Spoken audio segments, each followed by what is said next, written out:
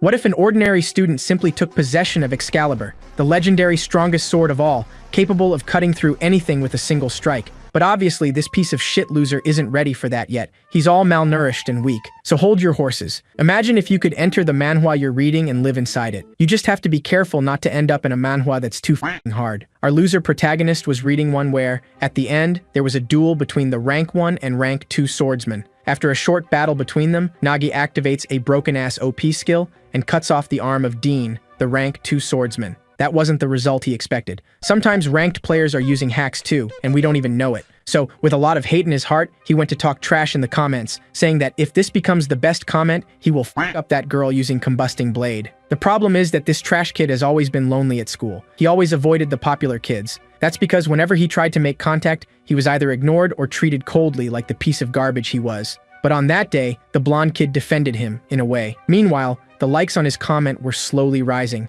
The boy remained lonely, ignored by everyone. Now, in the bathroom, he was furious with everything. Suddenly, he hears the voices of some students. The boys ask the blonde kid why the hell he defended that idiot and if they are friends or something, but he just says the protagonist is pathetic. That completely breaks the kid's spirit. After everyone leaves the bathroom, the blonde guy says that he only knows how to run away and that he's pathetic. In other words, the guy knew he was in there the whole time. Everything was over. Meanwhile, the likes wouldn't stop climbing. As he wallowed in self-pity, saying he wanted to become the protagonist of the story, the likes exploded. God watched that pathetic scene and smirked. With a bolt of lightning falling from the sky directly where Seo Jin-hyo was, he was teleported somewhere else. He was teleported directly in front of Nagi, the strongest swordswoman. Now I'm absolutely f***ed.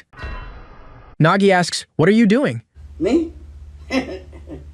Just hanging around. Inside, there was a somewhat familiar person facing Nagi. Seo Jin-hyo had crossed the girl's absolute realm as if it were nothing. Then the announcer begins to inform that an extraordinary event had occurred with that unidentified man entering the fight out of nowhere, and he was definitely inside Nagi's absolute realm. The blonde, for his part, was watching all of this from the ground, thinking it was completely impossible. After all, even he, who was in second place, hadn't managed to do that. That guy who was there was truly not an ordinary person. He had done one of the most impossible things in the world in a second. Seo, for his part, seemed not to understand very well what was happening there. His panicked face showed tremendous despair. He looked around the stadium, quite lost, wondering what had happened. A second ago, he had been sitting on the toilet in the bathroom, reading the webtoon peacefully. Noticing the presence of someone there, Seo realized that place was somewhat familiar. He remembered that girl with white hair very well. He had seen her on his phone when he was calmly reading the work, Player. As Nagi asked him to identify himself, Seo realized this was the same scene he had read in the webtoon that morning.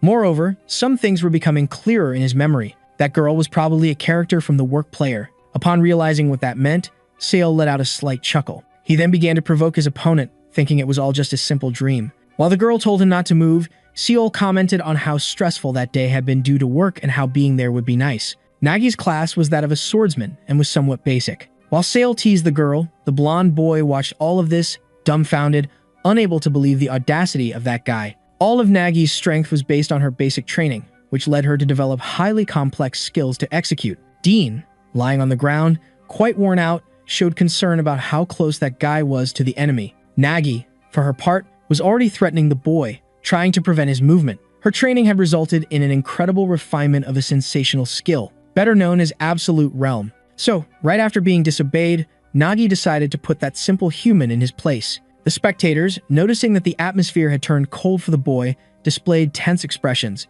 Dean, for his part, was impressed by the amount of power Nagi still had left, seeming to have no limits in her abilities. That immense antipathy was indeed the true absolute realm of hers. Seo would probably go straight to the ground because it would be impossible to stand in the space the girl occupied. Staying alive in the face of such murderous intent would be the biggest challenge for that kid. Dean was then impressed to see that the boy was still doing well amidst all that chaos. Seo, for his part, even joked, saying that the absolute realm was just an extremely comfortable breeze to be in. Nagi, hearing that, began to consider it a warning that her enemy would not back down under any circumstances, and in that way, she decided to accept the boy's challenge. Without thinking twice, Nagi called the kid for a direct fight. Dean quickly realized that the girl was holding back and had drawn her sword to defeat Seo. The blonde kept wondering how strong that mysterious boy, scared of a sword, really was. After drawing her sword, Nagi pointed it directly at Seo, who was left speechless. He was trembling with fear because not even in a dream would he be able to face such a sharp weapon.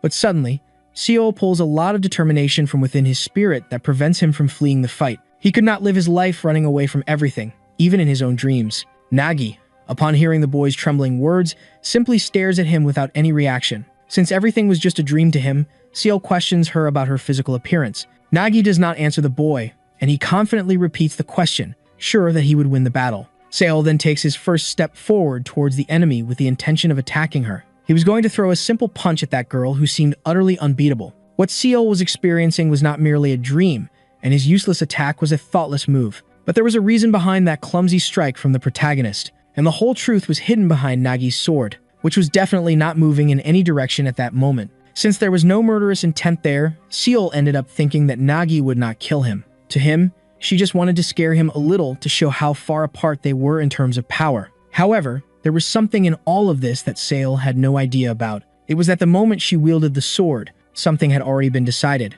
Nagi had certainly just determined the slicing of her opponent into several pieces. With that, without thinking twice, she delivers a precise blow to the boy's body without any mercy. This generates an enormous impact similar to that of a bomb after hitting the ground. From above the stadium, the spectators were stunned, wondering what had happened there. Nagi, for her part, drew the attention of the fight's narrator for the final verdict of the battle. She wanted him to announce the results as quickly as possible. Then the guy highlights that the boy was clearly unable to continue fighting, and that victory, as expected, was claimed by the girl with white hair. The creator of that webtoon, upon realizing that Seol had lost, did not accept such a dull ending. It hadn't even stirred his heart, being completely different from the comment made by Seol. In light of these facts, the guy decides that it couldn't end like this and lets out a slight evil laugh. By clicking on his cell phone, he begins to literally mess with the protagonist's head. Seol seemed to be falling into an endless abyss like that of a black hole. His expression was completely worn out, and he kept questioning whether he had already died. He thought that everything around him was the end of his life.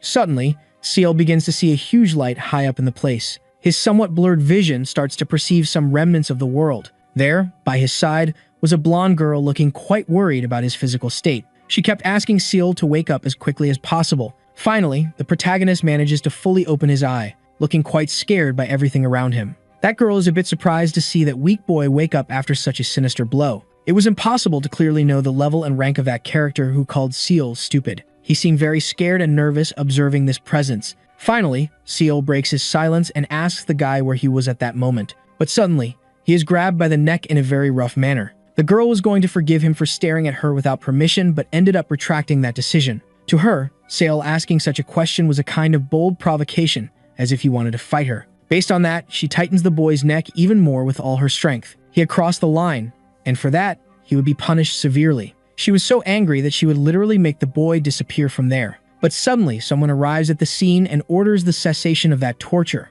Immediately, the girl obeys that order without thinking twice. When released, Seol falls to the ground and feels quite relieved, able to breathe normally again. The commander apologizes to the boy because that girl had been born not long ago. After that, he introduces himself and tells the protagonist his mysterious name. That mystery quickly falls apart in a few seconds as he reveals that his name was Arthur, and he was the king of that world with a rank so high that it could not be counted. While Arthur was having this conversation with the visitor, the girl was begging to be released, placing all the blame on the boy. Upon hearing these pleas, the king simply asks her to quiet down because she had ruined his mood. After that, he begins to carefully analyze that intruder from his world. The same was trying to figure out what was wrong there, while Seol seemed very scared by the presence of a true god. Seeing Arthur approach, planting his sword in the ground, Seol becomes even tenser, begging for his life and for the forgiveness of the owner of that world. Witnessing all the commotion caused by the boy, the king decides to explain better the situation he was in. Then Arthur kindly asks Seol Jin Heo to pay close attention to his words.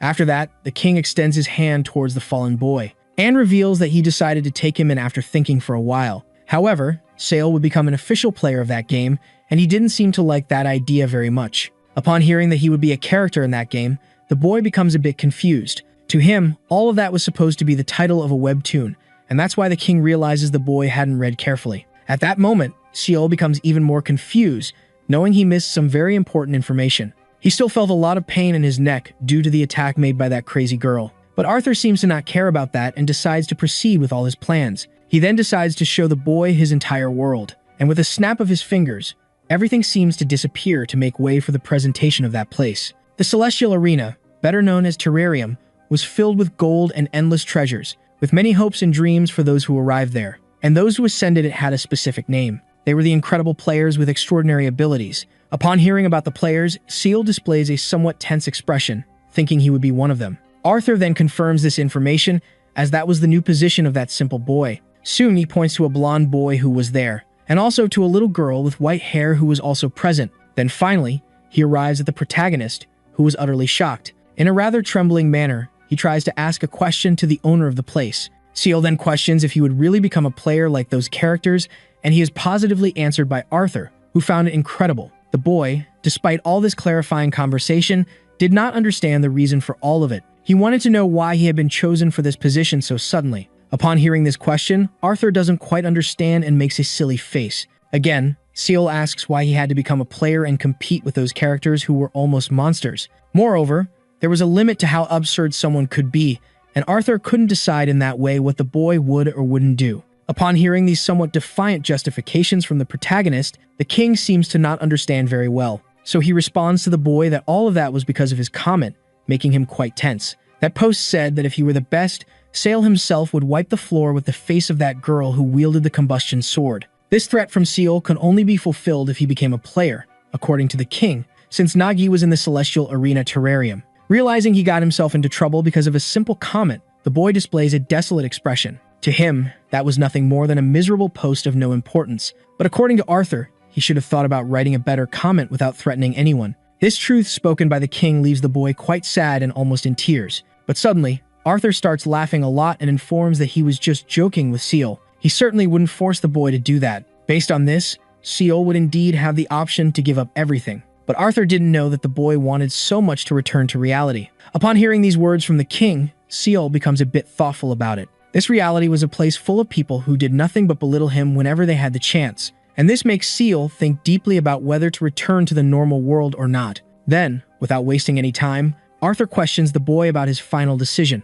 At that moment, Seal's mind became calm as he had the opportunity not to live in a horrible place like the real world. So he decides to ask Arthur Nim a question. He wanted to know what he would gain if he defeated the first place in the game. Upon hearing this question, the god even lets out a slight chuckle and responds that the winner could choose anything of their interest. Soon, Arthur extends his hand to seal the deal with the boy, as he already seemed determined about what he wanted. Then Seal accepts the invitation and decides that at least he would try to live in that game to defeat the first place. After that, Arthur forcefully plants his sword in the ground again. This creates a kind of teleportation circle that would take Seal directly to the tower. Arthur then warns the kid that this would be the last time he would be saved, and if it happened again, things would get complicated for him. When the king was finally about to start the teleportation, Sol asked for a moment of calm. He interrupted the incredible ritual of the guy to try to claim some equipment because he didn't want to be sent to the tower without anything to fight with. Sending him without any form of defense was quite irresponsible coming from someone who should be a caring god. Even in Pokémon, they gave something to start the journey,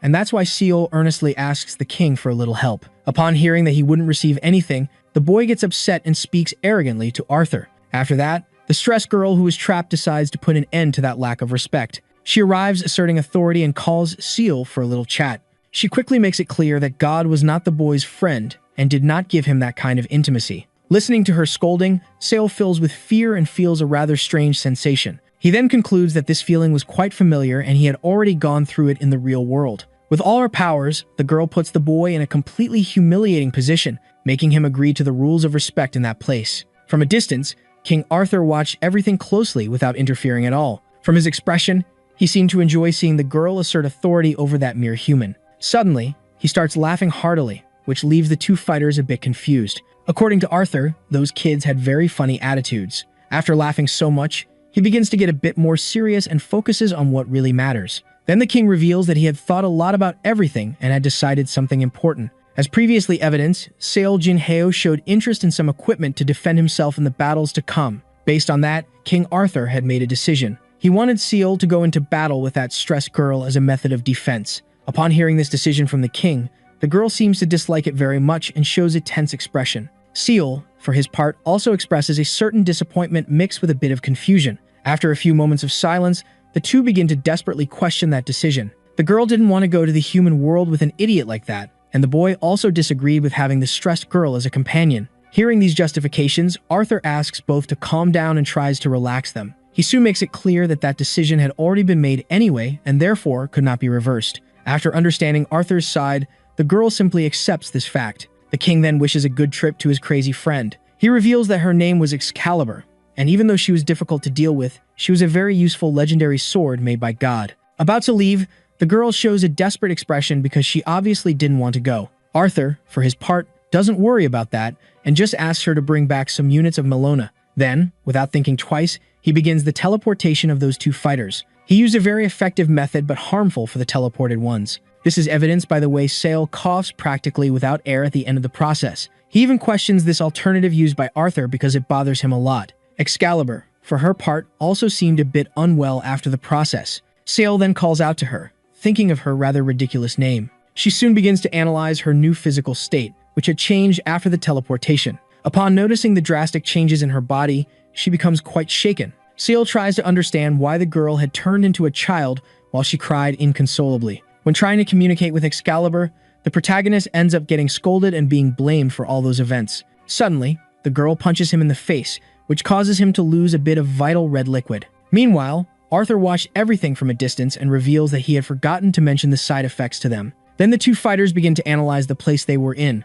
where someone had probably lived before. For the king, it was not fun at all to leave them in a very random place in the middle of nowhere. And for that reason, he decided to create a tutorial for the players who seem not to care much about that imminent danger. Seal, for his part, notices the presence of that monster, while Excalibur just complained about her new physical state. For her, the boy was ignoring her, but in reality, he just didn't have any reactions to deal with what he saw behind her at that moment. Suddenly, realizing that the monster would attack, Seal screams desperately for Excalibur to be careful. But unfortunately, he fails because the creepy creature manages to deliver a massive punch to the ground that sends the child flying far away. While she was still soaring through the air, the creature sees an opportunity to attack her once again. Excalibur, in turn, notices the movement of the guy and decides to prepare another one of those powerful punches. As she delivers this defense, she even groans due to the force she had imposed on her fist. After being hit, the big guy insults the girl, saying she was just a small rat. Then the fight becomes even more frantic,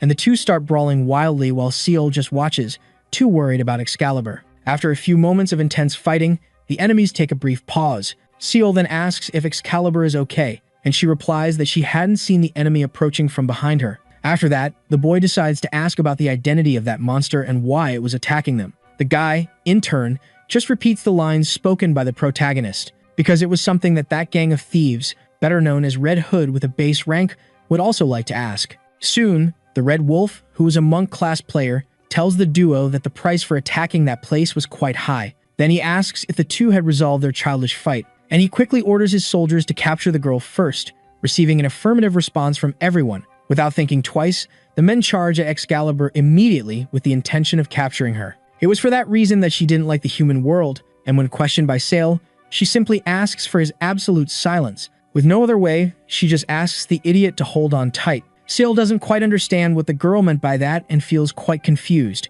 Suddenly, the girl begins to transform and turns into some remnants of fire. Impressed, Sale watches this transformation speechlessly with wide eyes. As time passed, those flames transform into a sword above the protagonist's hand. Even the enemies seem incredulous at the girl's abilities and just watched her transformation without any reaction. With that ego weapon, the two fighters were capable of winning that fight easily. But then, observing the boy, the Red Wolf seems to fear nothing. Watching all that entertainment, Arthur starts to laugh. Suddenly, Sale lets out a desperate scream in the middle of the battlefield. He had just realized that his fierce sword had become nothing but a useless broken trinket. From his blank expression, it is possible to affirm that this fool would probably be annihilated, and the duo was screwed with no chance of victory. Excalibur was nicknamed the Ego Sword as if it were a true weapon with a soul, a true shield that grew with its master and possessed infinite possibilities. However, at that moment, it meant something not so good, because she was powerless and had no ability to defend her user. Sale, in turn, was in the student class,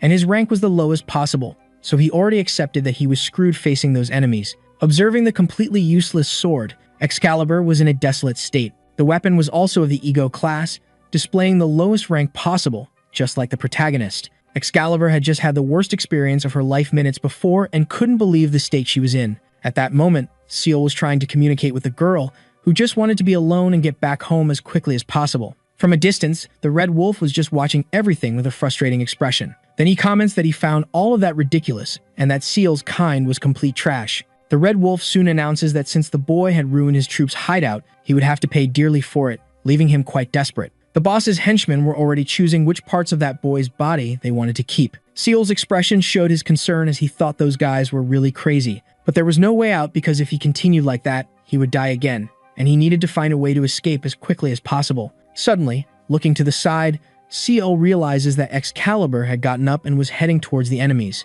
At that moment, she just wanted to make sure of the offensive remarks made by the villains to take action regarding that. Excalibur was very furious that those guys had put her together with a fool. After realizing the immense power that little girl possessed, they even considered the possibility of her being a rancor. Watching everything, Arthur notes that the girl had been very audacious in holding back some of her power. Without thinking twice, Excalibur begins to act, seeking the death of her enemies. In her first attack, a massive explosion is created at the site, and this proves sufficient to instill fear in those slackers. As they had never seen a skill like that before, the most viable alternative was to run away as fast as possible. But Excalibur already had blood in her eyes and had determined that the place would be the grave of those fools. Then she lets out a wicked laugh, thinking about how she would successfully finish that battle. Shortly after that, she prepares to unleash a huge flame to completely roast her enemies. But in an unusual turn of events, Excalibur ends up failing and cannot use her powers. She then falls into despair, not knowing why things had turned out that way. Realizing she was in trouble,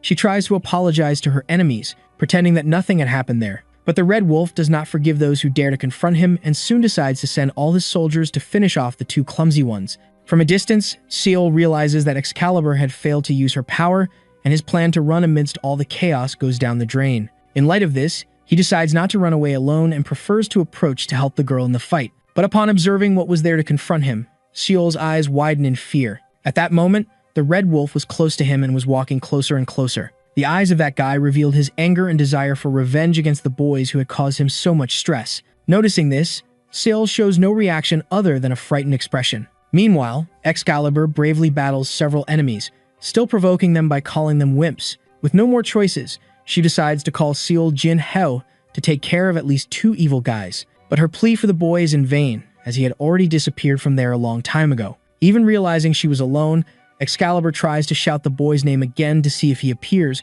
but in any case, she is unsuccessful. Meanwhile, Seal runs as fast as he can to escape the big guy. He wasn't crazy enough to enter a fight like that, as he was aware he couldn't hit someone like the Red Wolf. Suddenly, the protagonist notices that the place has become very quiet and soon assumes that Excalibur has been caught. Seal tries to push those bad thoughts out of his head while expressing his frustration with this new world he had gotten into. In any case, he wouldn't help Excalibur at all in that battle due to his weakness. But in the end, nothing changed, and Seal ends up tripping over a stone while running. He falls abruptly to the ground, making a huge noise at the sight. In the end, all this boy had done was run from reality whenever he could. After lying on the ground for a few moments, Seal slowly gets up, breathing heavily, and he says there is nothing more he could do there. He considered himself very weak and useless for being just a normal student in high school. After so many thoughts, he confirms that there was nothing he could do to resolve such situations. Seal then begins to have flashbacks of when he was excluded at school, kneeling alone in a corner. He was also in the middle of that place on his knees,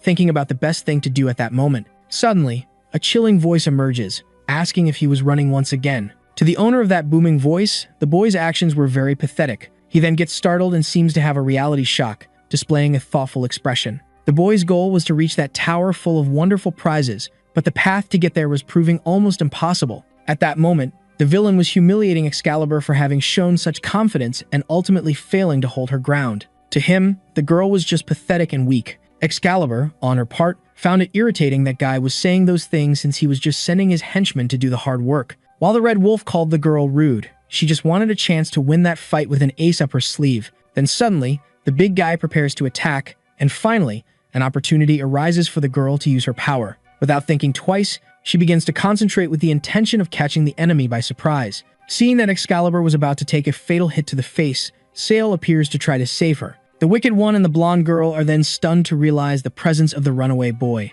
As there was no more time to go back on his decision, the Red Wolf strikes with all his might. After nearly causing an earthquake in the area, the man begins to observe the damage he has done. There was no one else there as the two fugitives had successfully dodged the blow. At that moment, Excalibur was finishing off Seal with words, as she thought he was already far away after running off. She humiliated the boy, saying she would have succeeded on her own without his help, which made him quite sad. After hearing those harsh words, Seal fills his eyes with tears and feels like an idiot who couldn't do anything useful in his life. Excalibur then widens her eyes, realizing she had hurt the boy. Based on that, she takes a deep breath while thinking about what to say to the poor guy. After a few seconds of silence, she decides to break her silence to comfort the kid. Finally, Excalibur asks him to stand up and explains that she hadn't undermined the boy's potential. In an unusual manner, she asks Seal to hold her hand tightly, and she proposes that they fight together with the aim of defeating the wicked man. Still, with a tearful expression, Seo Jinhyo just watches the girl, quite hurt by her previous words.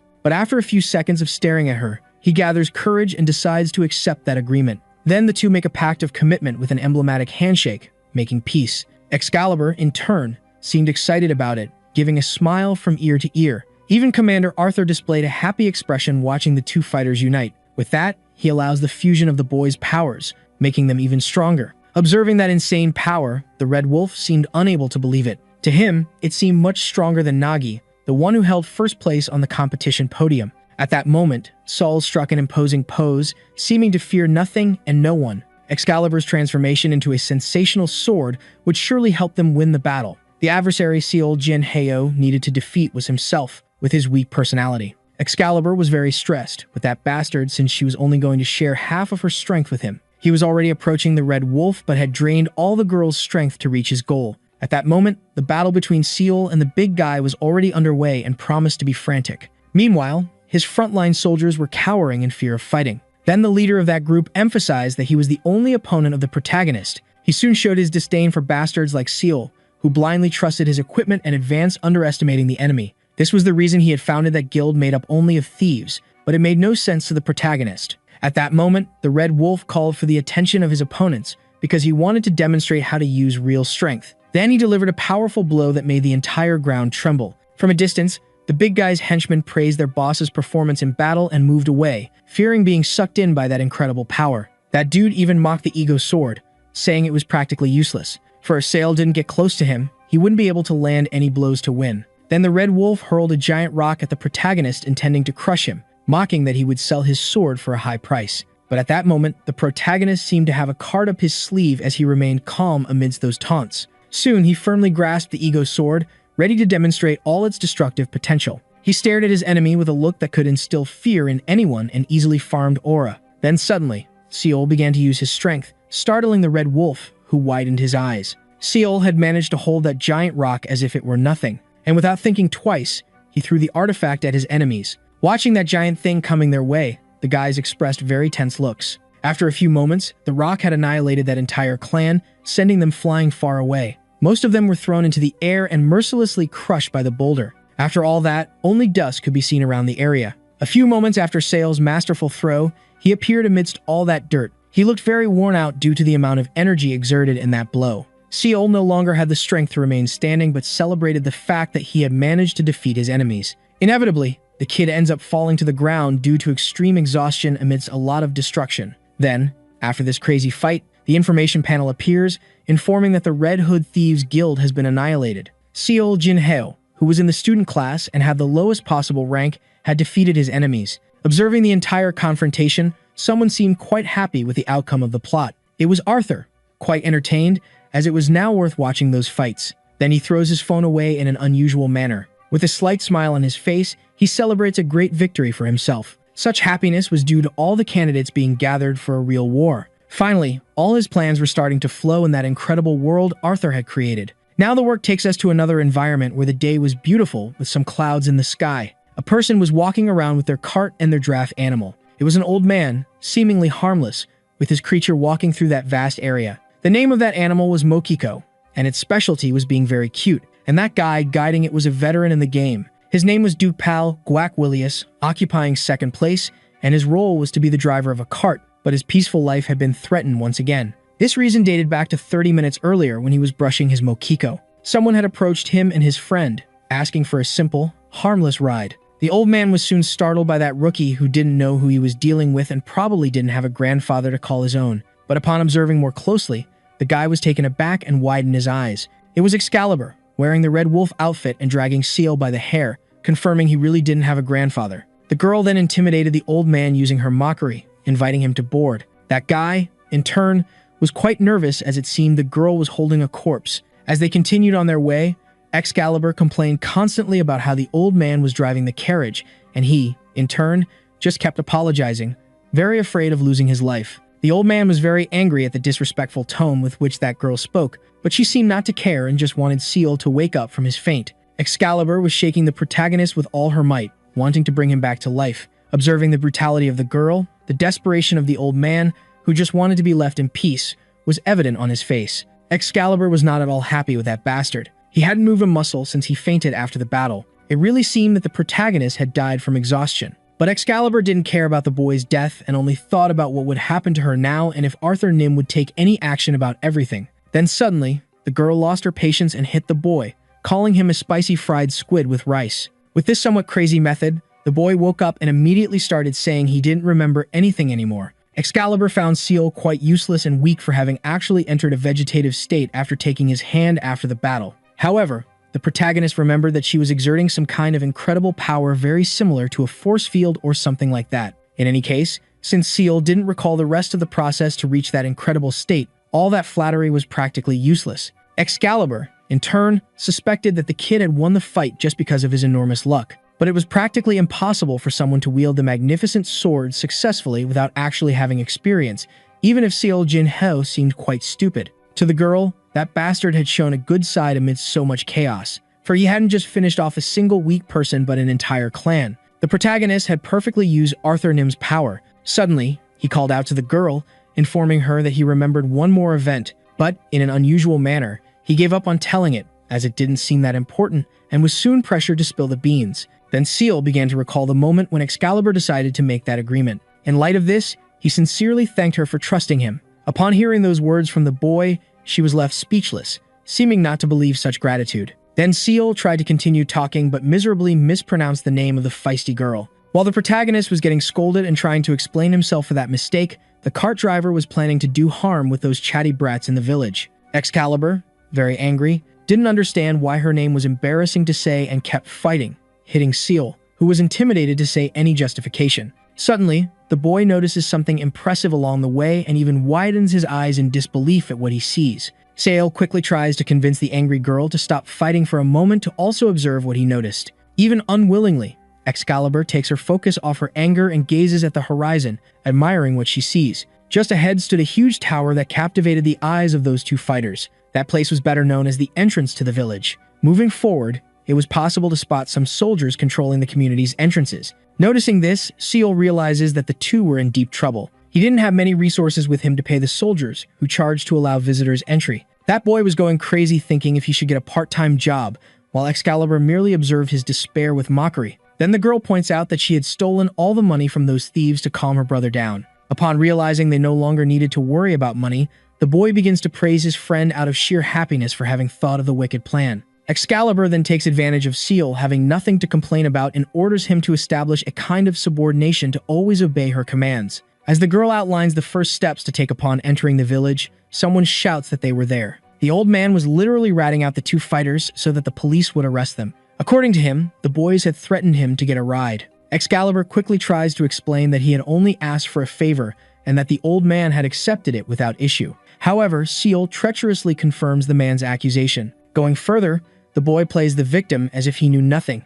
which infuriates the girl completely. Suddenly, the two start fighting inside the cart. But this is futile, as both were being accused together, having threatened the victim. And according to the guy, that wanted poster was evidence that the duo were active members of the Red Hood Guild. The old man swore up and down that his information was correct, but the two fighters vehemently disagree that they were part of any evil clan. Then one of the police officers fixes his gaze on the clothing of those teenagers. Based on the cloaks worn by the two, he concludes that they were indeed members of the Thieves' Guild and should be arrested immediately. Without thinking twice, the captain orders all units to surround the criminals as quickly as possible. Watching this, Seal and Excalibur become quite nervous, as it was all just a misunderstanding. While observing the scene around him, the protagonist notices something that catches his attention. There was a man on a hill, watching everything intently. He seemed to know everything and made a statement about those acts. Some travelers soon grew impatient with the wait caused by the commotion of such criminals appearing. Excalibur becomes anxious, seeing that those guys were urging for haste to arrest them, as they didn't even know what was happening there. At that moment, it seemed that Seo Jin-ho was about to have a mental breakdown and would try to run away alone again. Then the girl decides to slap the boy to get him to pay attention and not cowardly leave. Noticing that he had been seen, Seol tries to deceive the girl by saying he wouldn't run away at all. He had recently decided that he wouldn't flee, resisting all his urges to hold back. In the protagonist's mind, since they were being arrested by mistake, if he explained the situation properly, they would be released and everything would be fine. Then a soldier orders the duo to exit the wagon and raise their hands, to which Seol immediately responds affirmatively. The protagonist tries to calm Excalibur in that frightening situation by saying he had a nearly foolproof plan to put into action. But suddenly, when he looks back, he realizes that the girl was already in the air, preparing to attack the police officers. She was quite enraged because the men had incriminated her without even knowing her identity, and for that, she would rip the guy's teeth out to make a xylophone. Realizing the girl's threats, Seol becomes desperate, as trying to argue with that squad would be useless anyway. Then out of nowhere, Excalibur charges with all her strength at the soldiers, intending to finish them off. After hitting one of them, she celebrates upon realizing that her physical strength was returning to what it once was. Even without the power of Arthur Nim, which Seo Jin-heo had taken from her, she could handle the police officers with ease, and thus she provoked them. Noticing that the two weren't even on the list of players, the squad leader orders all units to subdue them. While all the soldiers charged at her, Excalibur thought about the phrase spoken by the commander about being competitors. She didn't know what that was about, but she would certainly show her strength to those fools. She was definitely the strongest person those men would face in their lives. Without thinking twice, Excalibur used her cloak to block the vision of one of the soldiers and attacked him head-on. Fortunately, this tactic was successfully executed by the girl. Then, not wasting any time, she began to face the next opponent and prepared to attack him. Her harpoon, after being thrown with great force, spun at an absurd speed. After a few moments in the air, the weapon struck the face of a soldier, leaving him completely unrecognizable.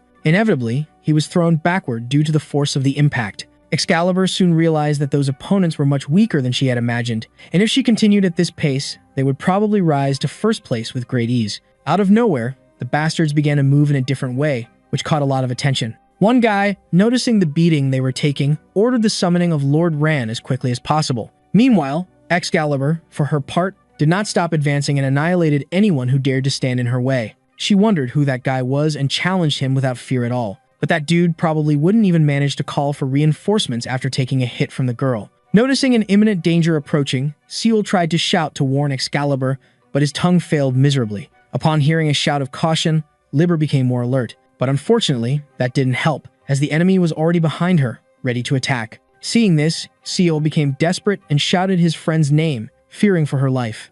Then, as a way to save herself, Liber began to transform into a sword. Without thinking twice, she started moving toward her friend's hands to be used as a weapon for defense. After firmly grasping the hilt of the sword, Seol watched the completion of Excalibur's transformation. Once fully transformed, the girl questioned the nickname given by the boy and also informed him that she was already aware of the enemy's approach. Hearing all those words, Seol confronted the girl, saying that she definitely couldn't have handled that alone and without warnings. Excalibur became furious for being challenged by a loser, but that adjective didn't offend him at all. Then Seol left the girl curious by asking what the most important quality of a defeated person was. Immediately, he replied that he gained knowledge with each lost battle. Just as the prey avoided attracting the attention of predators, he always stayed alert to the most dangerous guys in his classroom. And his knowledge as a loser was telling him something very important, confirming the theory that that guy was quite dangerous. After hearing what Seol said, Liber simply responded positively. But suddenly, she noticed something that caught her attention and made her eyes widen.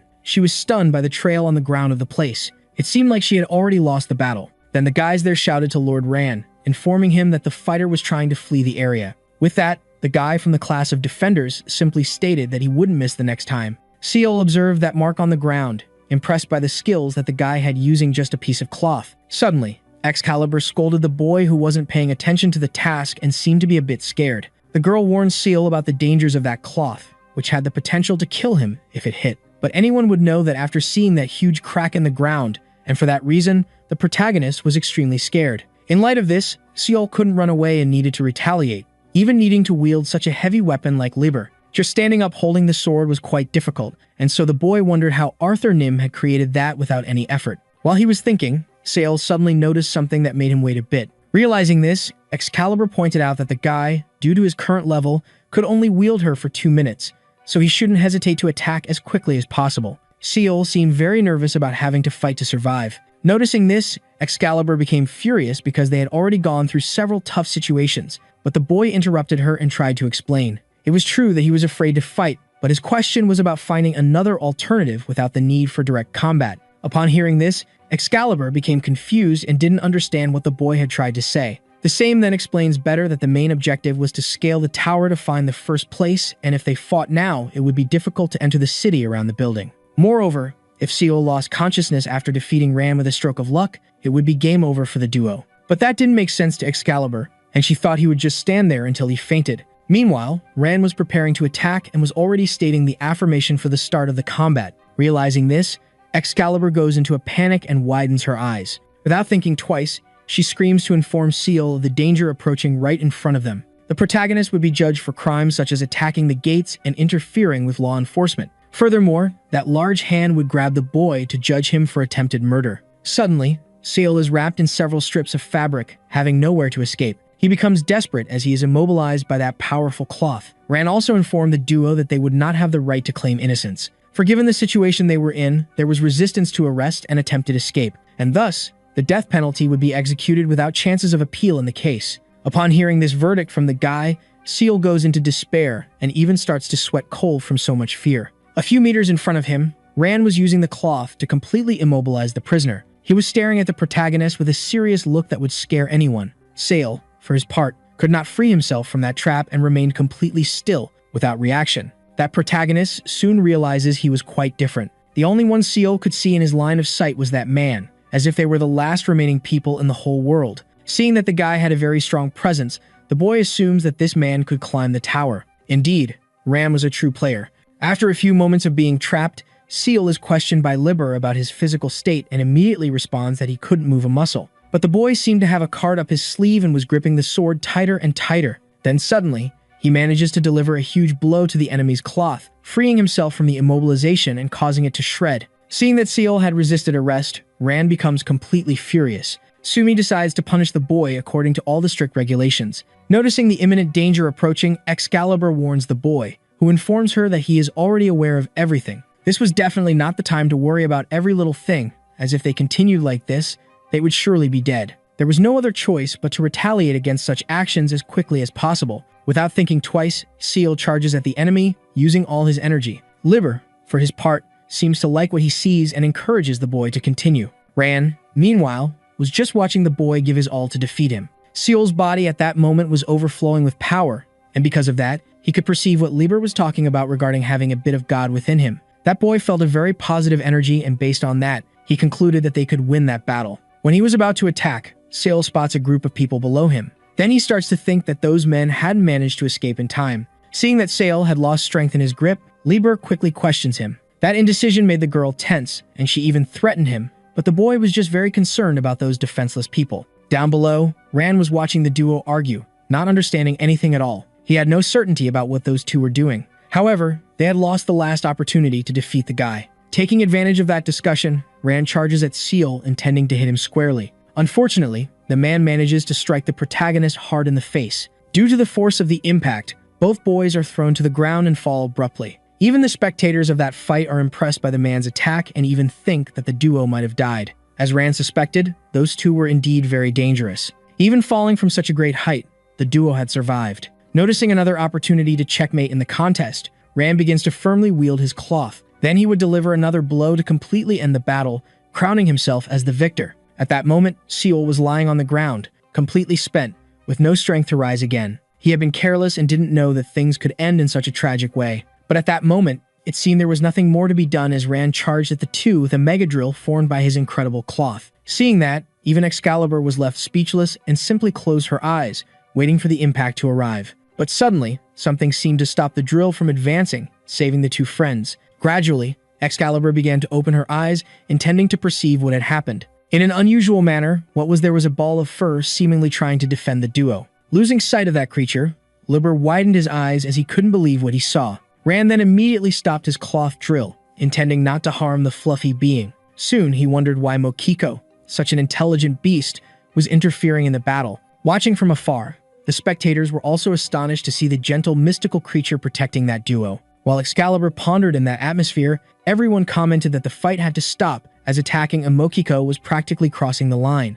Mr. Ran, on his part, merely observed everything, reasoning about what actions to take. Gradually, he seemed to begin retracting his magical cloth, That element seemed to distance itself from Liber as if indicating a ceasefire. Rand's expression at that moment indicated a certain dissatisfaction, apparently. Meanwhile, Mokiko tried to protect the two targets of the guy with all its cuteness, but the blonde seemed like he wouldn't stop there and surely still had a card up his sleeve to put into practice. Then suddenly, he threw the cloth with all his strength towards Excalibur in a cowardly act, giving no chance for defense. The girl unfortunately ended up being hit squarely in the neck and was thrown back due to the high impact force. After that, Rand ordered his soldiers to restrain the two to punish them according to regulations.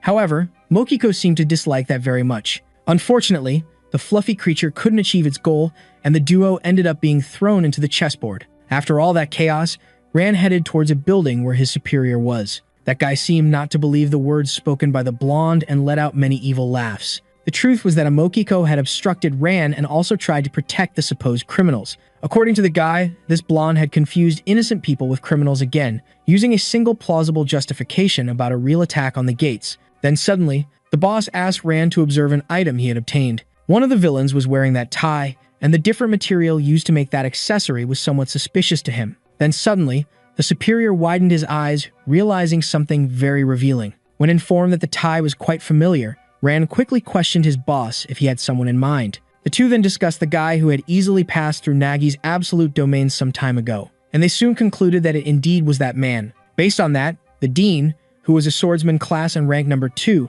decided that he needed to meet Seal personally as soon as possible. Meanwhile, the duo remained trapped in a huge prison building. Next to the cell they were in, there were two fluffy Mokikos, seemingly providing moral support to the new residents of the chessboard. Inside, the brawlers found themselves in a deplorable state with a tense atmosphere. Sale, for his part, commented on the security of that place being a bit lax, so to speak. He also couldn't stop talking about the previous battle they had lost to the player named Ran and praised Liber for his performance. Meanwhile, the girl remained motionless, feeling so much boredom. With her head leaning against the wall, she sighed deeply, not knowing what to do. Noticing the critical state Excalibur was in, Sale didn't even try to bring up more topics, so he concluded that she was indeed upset. But the boy didn't blame her, as he would also feel destroyed inside if he were in her place. If he hadn't hesitated at the right moment to attack, the duo would probably have won, and everything would have been fine. Thinking about this, Sale began to bang his head against the wall, coming to the conclusion that he was just useless. But suddenly, Excalibur called him, leaving him quite surprised. In an unusual manner, the girl apologized for her actions, seeming very remorseful. After hearing this, Seal displayed a stunned expression, seeming not to believe it. In all this confusion, he decided to ask the reason for this difficult decision to apologize made by her. It really seemed that Liber was pretending so that he could hit the kid after he let his guard down. But soon she informed him that she was just admitting what she had done wrong, as she had initiated the fight on her own, dragging the two into a huge mess. With a rooster on his head, Seal informs that he understood everything, afraid of getting hit again by his dear lady. Excalibur had no intention of just apologizing verbally and moving on as if nothing had happened, so she decides to take full responsibility. Then, in an unusual manner, she asks the protagonist to hit her in the face without holding back. Hearing this, Sale becomes quite confused, but she insists that he should do it. It seemed that Excalibur always resolved everything with violence, which is why she continued to charge ahead recklessly without any thought or consideration. Suddenly, Sale's eyes widen as he seems to think of a better alternative without resorting to violence.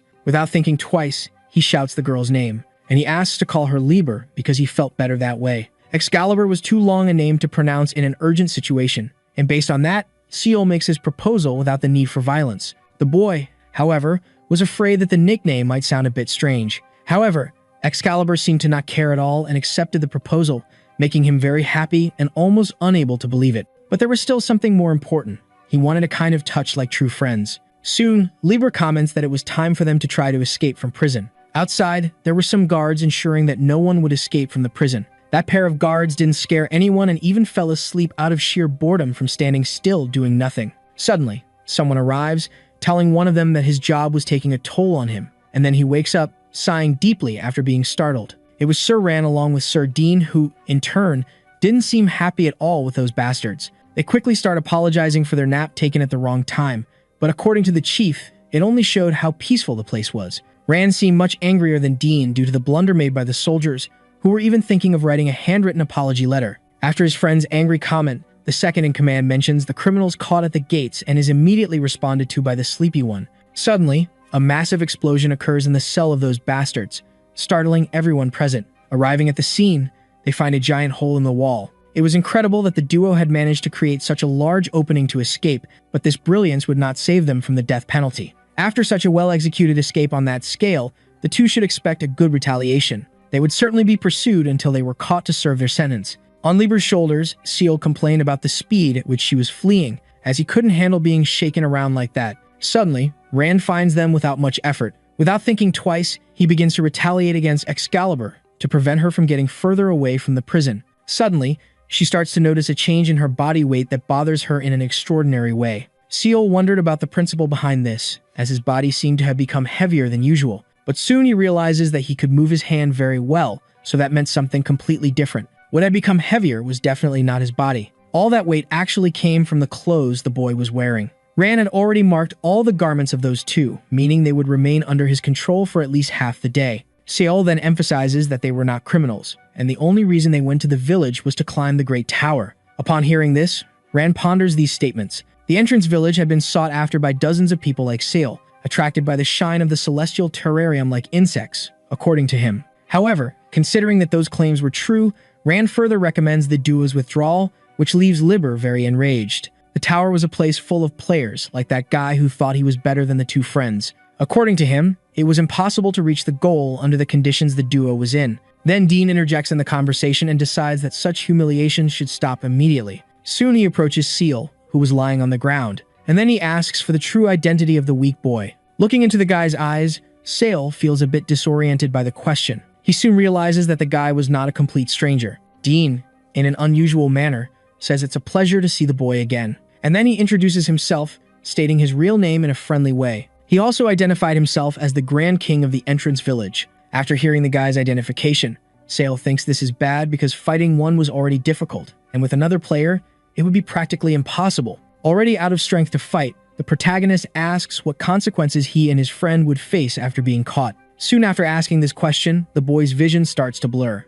Seeing that the boy had fainted, Dean approaches his sprawled body, and then he lets out a wicked chuckle, thinking about the plan he would put into action to punish them. Without thinking twice, the powerful ones begin to drag Seal and Liber to an unknown place. After a few moments, the protagonist finds himself sitting on a bed with two ladies taking care of his hair. The situation he was in was not comfortable at all, as the women tried to tend to him like he was a little child, while some short ones mocked him. These kids made offensive remarks to Seal, which irritated him greatly. Soon, the protagonist is startled to notice Liber's presence, who was trying to convince him to eat a bit due to the high quality of the food. Seal then panics upon learning that even the girl didn't know where they were at that moment. When he informs that he wanted to escape from those monsters as quickly as possible, someone is bothered by that nickname. The protagonist had literally called the powerful Sir Ran a freak in front of him, but the guy seems to overlook this offense, asking Seal to follow him to a still mysterious location. He also informs that the Dean was waiting for the protagonist at that moment. Without wasting time, the two immediately start walking to the designated place. Very suspicious, Seal walks, thinking about why Rand had changed so much after beating him and Liber. The boy was quite angry because the girl wasn't there, and without her, he was just an ordinary high school student. Finally, after walking so much, the two arrive at Dean's office. Then Rand asks Seal to enter first. After the door opens, the very nervous boy widens his eyes upon making eye contact with the Dean for the first time. The man was sitting on a sofa in front of a window. Soon, he notices the protagonist's presence and turns to greet him. Indeed, that duo had surprised Dean moments before. They had opened a hole in the prison wall to execute a meticulous escape, and that's why Seal doesn't hesitate to apologize to the Dean. That cell wasn't so easy to break, according to the king himself. Based on that, the man asks if Seal had managed to break Nagi's absolute control using that same ability. It was clear that the boy's weakness was fainting after using his power, and this ability was of great interest to the king. After hearing so many words from the man, Seal starts to sweat cold with fear. He didn't know how to respond or if he should tell the truth. It probably wasn't a bluff when Dean claimed to be the king of the village, and that justified why Rand always followed him. Based on a thorough analysis of the facts, the boy concludes that telling the truth might be the best option. But whether the man was trustworthy enough to know that the origin of his abilities was divine help became a huge doubt. In reality, there was a possibility that Dean wouldn't even believe his words. Soon, Seal is surprised to learn that it was perfectly fine if he didn't want to talk at that moment due to the tension. For Dean, it was common for the boy, as a good player, to want to hide his ability, but he didn't understand the reason for this question. The king then replies that he was just curious about the subject, but Seal finds that very strange. Without wasting time, the boy asks why he was called there, and Dean says he had something to give him. Soon, The king hands the boy the object that had been confiscated from him. As that was returned to Seal, it was a way to show that they were free again, with no pending issues with local justice. The boy, upon learning of his freedom, celebrates, thanking God very much for his innocence being proven and accepted by the king of the community. Dean then explains to Seal that the owner of Mokiko had sought the authorities to inform them that the duo was not part of the Red Hood gang. He said that his companions were safe thanks to the duo, and after seeking the authorities to tell the truth, he fled immediately. Remembering what had happened, Seal even lets out a sigh of relief, and soon he remembers the people who gave meaning to his actions so they wouldn't be in vain. His hesitation at the moment of battle had saved someone, and that made him very proud. For a few moments, silence fills the room along with the relief the boy felt. Looking at the boy, Dean wonders if this was really his true identity. The king asks Seal if he truly wishes to climb the tower, and he receives an affirmative response. Meanwhile, Dean wanted to know the reason behind the boy's desire, so he questions him if he would receive an answer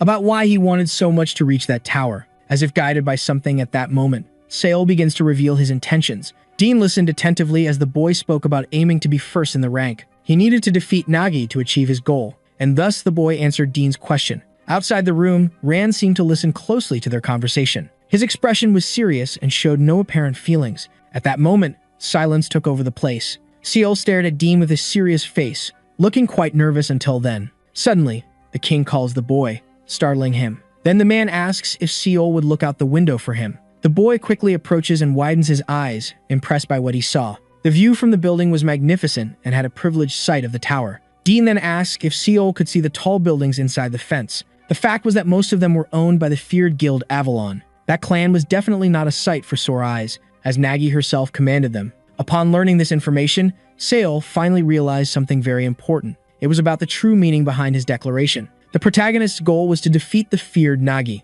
But this achievement did not only depend on defeating the girl, but also on fighting all the henchmen surrounding him. It was indeed a declaration of war against a huge organization. Seal had great doubts about being truly capable of doing this. He himself couldn't perform any relevant action in a small society like school, let alone win a war of this scale. Suddenly, Dean puts his hand on the boy's shoulder, saying he needed a strong guarantee. However, the king had already decided and planned everything to put it into practice. He would help Seal so that he could successfully climb the tower. The boy was very happy with this information, and Dean mentioned he had started to like him, as their goals seemed to align. Forming a team could be very advantageous for both parties. Dean was eager to start working, but Seal felt a bit uncomfortable and asked the man to let him go first. The king, quite excited, quickly agreed to stop his overly affectionate display of camaraderie. Suddenly, Seal's name was called in the room, and then he was asked if he had already registered as a candidate for official players. After so many conversations, Seal finally began to leave the king's room. He celebrated the fact that he had finished that exhausting journey.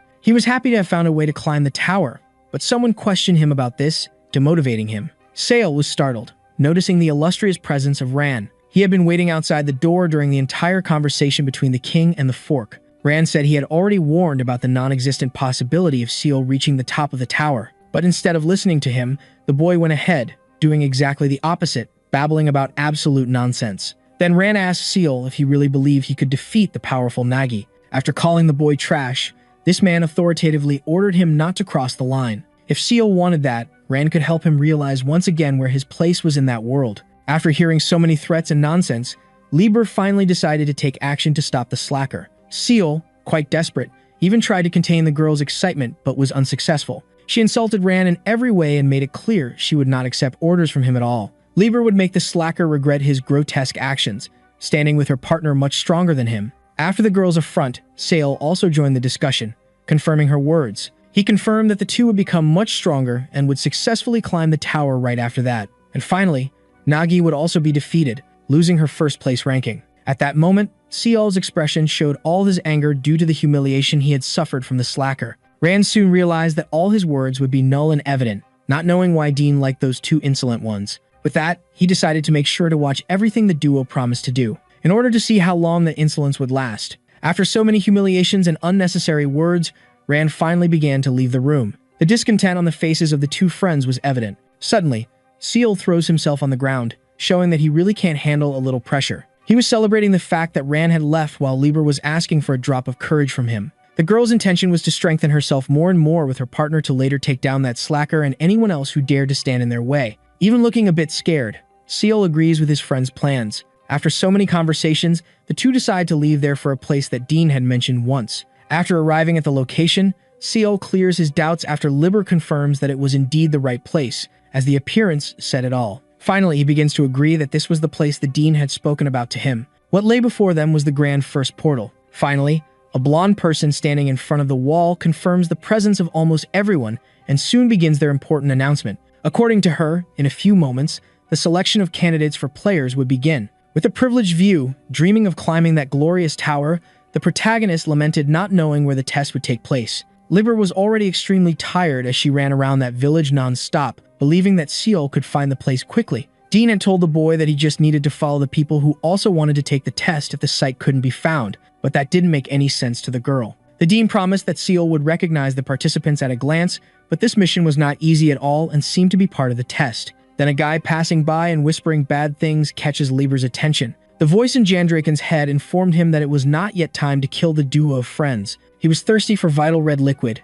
and Liber watched that, thinking he was a madman. Suddenly, she widened her eyes, seeming to realize something fundamental. He had finally found the very people that the useless protagonist had failed to notice. Soon, Seal was also observing his surroundings closely, noticing what was already clear. Some guys were sitting there, commenting fascinated about the creation of a weapon made by the dude with yellow hair. Another duo walking around the place really seemed to be preparing for some kind of test. Meanwhile, Jandraken continued talking to himself, asking for patience. All those people on that street wanted to pass the test to become true players. Seeing that, Liber even considered the possibility of going back home, but Seal asked for patience. Suddenly, someone puts a hand on the boy's shoulder, and he immediately gets startled by it. That strange dude just wanted the duo of friends to step aside so he could pass without any trouble or fight. So without thinking twice, they step aside and apologize to the guys. Liber's desire was to finish off the slackers, but Seal again earnestly asks her for patience. And in a somewhat desperate way, the duo arrived at the testing location, intending to register to become official players. In a conversation about the site being normal, Seal unusually agrees with Liber. Those people were exactly as he imagined and would also be examined in that test. At that moment, someone was on the podium and would probably give instructions about the test to those interested in participating. This was the moment when the supervising player Momo began her speech, as we have seen before. There were only a few moments left until the official start of the much-anticipated test. According to Dean, there were no specific criteria for a candidate to be selected in the test and successfully secure a spot. The person just needed to show that they were indeed someone very special. With that, the duo just needed to showcase a bit of their best skills, like the one they had used to break through the prison wall. Sale shouldn't worry too much about that and just needed to proceed calmly, having fun at all times, according to Dean himself. Meanwhile, Momo was going from candidate to candidate, disqualifying those who failed in her analysis. Numerous candidates were already eliminated in this first phase, which seemed almost trivial. Then Seal realizes that this would be much more difficult than he had imagined, and Excalibur doesn't understand anything about the method used by the girl. Soon, the kid comes to the conclusion that there was a criterion for passing the tests since that woman was a player just like Dean and Ran, and they needed to figure everything out before they failed miserably like the other candidates. Meanwhile, Momo humiliated a guy, calling him a mere registrant. She wanted him to lower his gaze since an inspector was not obliged to have difficulties in their analysis. That dude even felt embarrassed and apologized to Momo, who continued to pressure him, saying she was not his friend. Suddenly, the woman takes a deep breath and seems to decide something extremely important for that little guy. Then she asks everyone to stand exactly behind the tall gentleman, and soon informs them that they had all failed miserably in the test, leaving them stunned. She had made those people wait 5 hours only to reject them without any explanation, which drove some mad with rage while others begged for another chance. They wanted Momo to clarify the criteria used for so many eliminations. Then she informs them that there was indeed a specific rule for her successful choices, and with a kick, she generates a huge explosion at the site. A little way off, even Dean is affected by it, spitting out all the food he was trying to eat. Immediately, Ran approaches him, quite worried about his physical state, and the boy informs him that he thought he was going to die for a moment. He soon confirms that there was a massive explosion very close to the testing site. It really seemed like the test was not going to occur as calmly as expected. From that moment on, Momo, as the inspector, would tell all the candidates at once the selection criteria for the player. Then she makes it clear that everything depended solely and exclusively on her own judgment. Upon hearing this, a candidate thinks that Momo was just doing whatever she felt like, but she seemed unfazed by anything and challenged anyone who disagreed with her method to a direct confrontation. Since most had already understood the message, she sends the rejected ones away and orders the organization of the rest. After that, all the designated ones take their leave without complaining about anything at all. Momo wanted everything to be this way from the beginning because for some, it was necessary to see with her own eyes that she had a much higher level. Suddenly, she hears a very disrespectful affront. It was Lieber belittling the girl's abilities, who boasted about being an official player but didn't even have a defined criterion for her dishonest test. Noticing the girl's excitement, Seol tries to calm her down but is aggressively reprimanded by her. If to become an official player, she had to turn into a tremendous arrogant, that condition would not be accepted. Without thinking twice, she asks the protagonist if he would accept becoming a jerk to secure a measly spot. Upon receiving this question, Seol displays a look of shock, pondering a response. In Momo's opinion, the candidates this time were a bit slow, and even after seeing the power difference, Liber couldn't understand where her place was. Based on that, she ignorantly asks the girl if she wanted a magnifying glass to see the obvious better. As Liber was very confident, the examiner invites her to a direct confrontation for a spot on the approved list and even belittles her powers. After receiving this challenge, the girl fills with determination and accepts it, provided that Momo truly keeps the promise made. At that moment, the air of rivalry between the two, who stared at each other with malicious looks, was palpable. The duo of friends had bravely challenged the inspector without caring about the consequences they might have to face. Those present had no faith in the victory of the two and mocked the horrendous situation they had gotten themselves into.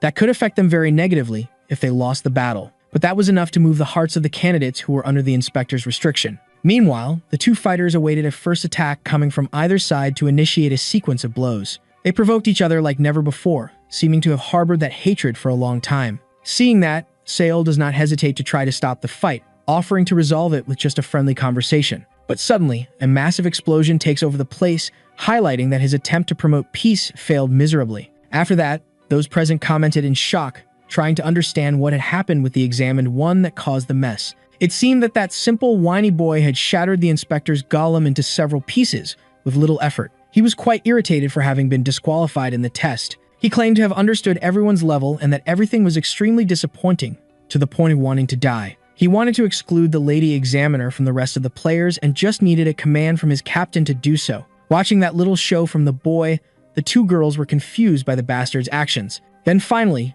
Jandrekan receives the orders to go after the opponents. Momo found that quite childish since the guy had gotten upset over a simple disqualification. For someone who trusted in his ability, he complained too much, caring about other people. After saying those words to the upset boy, Momo looks around and notices something that catches her attention. It was simply Seol leaving there in a desperate manner without giving any explanation. Logo, he decides to warn Liber about the possibility of other people being dragged into the confusion as well if that continued. She then leaves there making an obscene gesture at Momo, who was lucky not to face her. At that moment, Liber just wanted to accompany Seol to protect the defenseless people. Suddenly, someone passes by startling the boy, saying that he should share the spotlight since he had already had his little bit of fun. Then this guy asks the protagonist to wish him luck and charges in without thinking much about the consequences. This highlights that Seol had forgotten something very important. There was a huge difference between the past situation and the current one. At that moment, the kid was getting closer and closer to Jandrekan, who was very angry and thirsty for vital red liquid.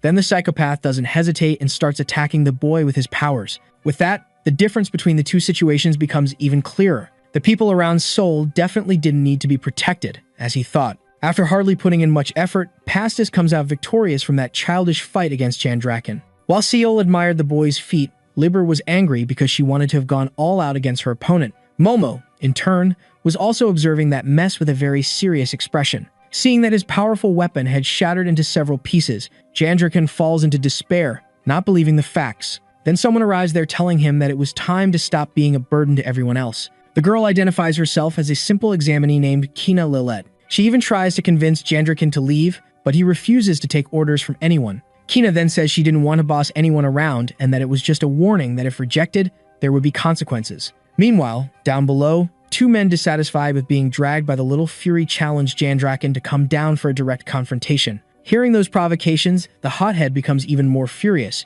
and soon he loses his head wanting to take care of those brats. But then Jandrekan is stopped by two soldiers and promises to come back for revenge, in addition to casting a curse on everyone present. Claiming he would become a reaper, the guy becomes a subject of mockery in the place. Liber commented that Jandrekan only barked and didn't bite, but anyway, Seol was happy because the inspector's attention on the duo had disappeared. Suddenly, someone in the crowd raises their hand claiming to have a question. He wanted to know what would happen to the candidates besides forming a single line to receive whimsical judgments before being disqualified again. After that question, Seol makes it clear that he was startled because that guy had appeared behind him again out of nowhere. The guy's courage ends up motivating the other candidates who also didn't want to wait any longer in that exhausting line. No one saw any sense in that silly test and still wanted to know about the approval criteria. Rumors said that only rich people passed, in addition to members of the influential Avalon Guild, and that left the candidates' tempers on edge. Seol soon realizes that the atmosphere was not good, and if the inspector didn't show up as soon as possible, everything could spiral out of control. Suddenly, Momo appears, saying that everyone had many complaints about the test. She was on top of the creature that had been cut into pieces by Jandrikin. While Liber displayed her feelings of hatred towards Momo, Seol noticed that the stone monster was still standing. A man then expresses his dissatisfaction with the test because the inspector did whatever she wanted, and definitely no one would continue accepting that in silence. After listening to the citizen's statement, Momo shows a thoughtful expression. She looked at that entire crowd without saying a single word. Seol soon realizes that those people would lose control, and Liber also seems to think so. The crowd stared at the inspector with tense looks, waiting for a statement. Many seemed to be trying to gain patience amidst so much lost time. Even the quietest ones were completely out of patience. Finally, Momo seems to prepare a speech for the candidates. Then she asks them to calm down before saying that everyone would pass the test. This leaves the duo of friends quite confused. The necessary condition to pass that test was to endure to demonstrate an important quality that a true player needed to have, according to the inspector herself. If a person blindly followed the rules that someone decided out of whim,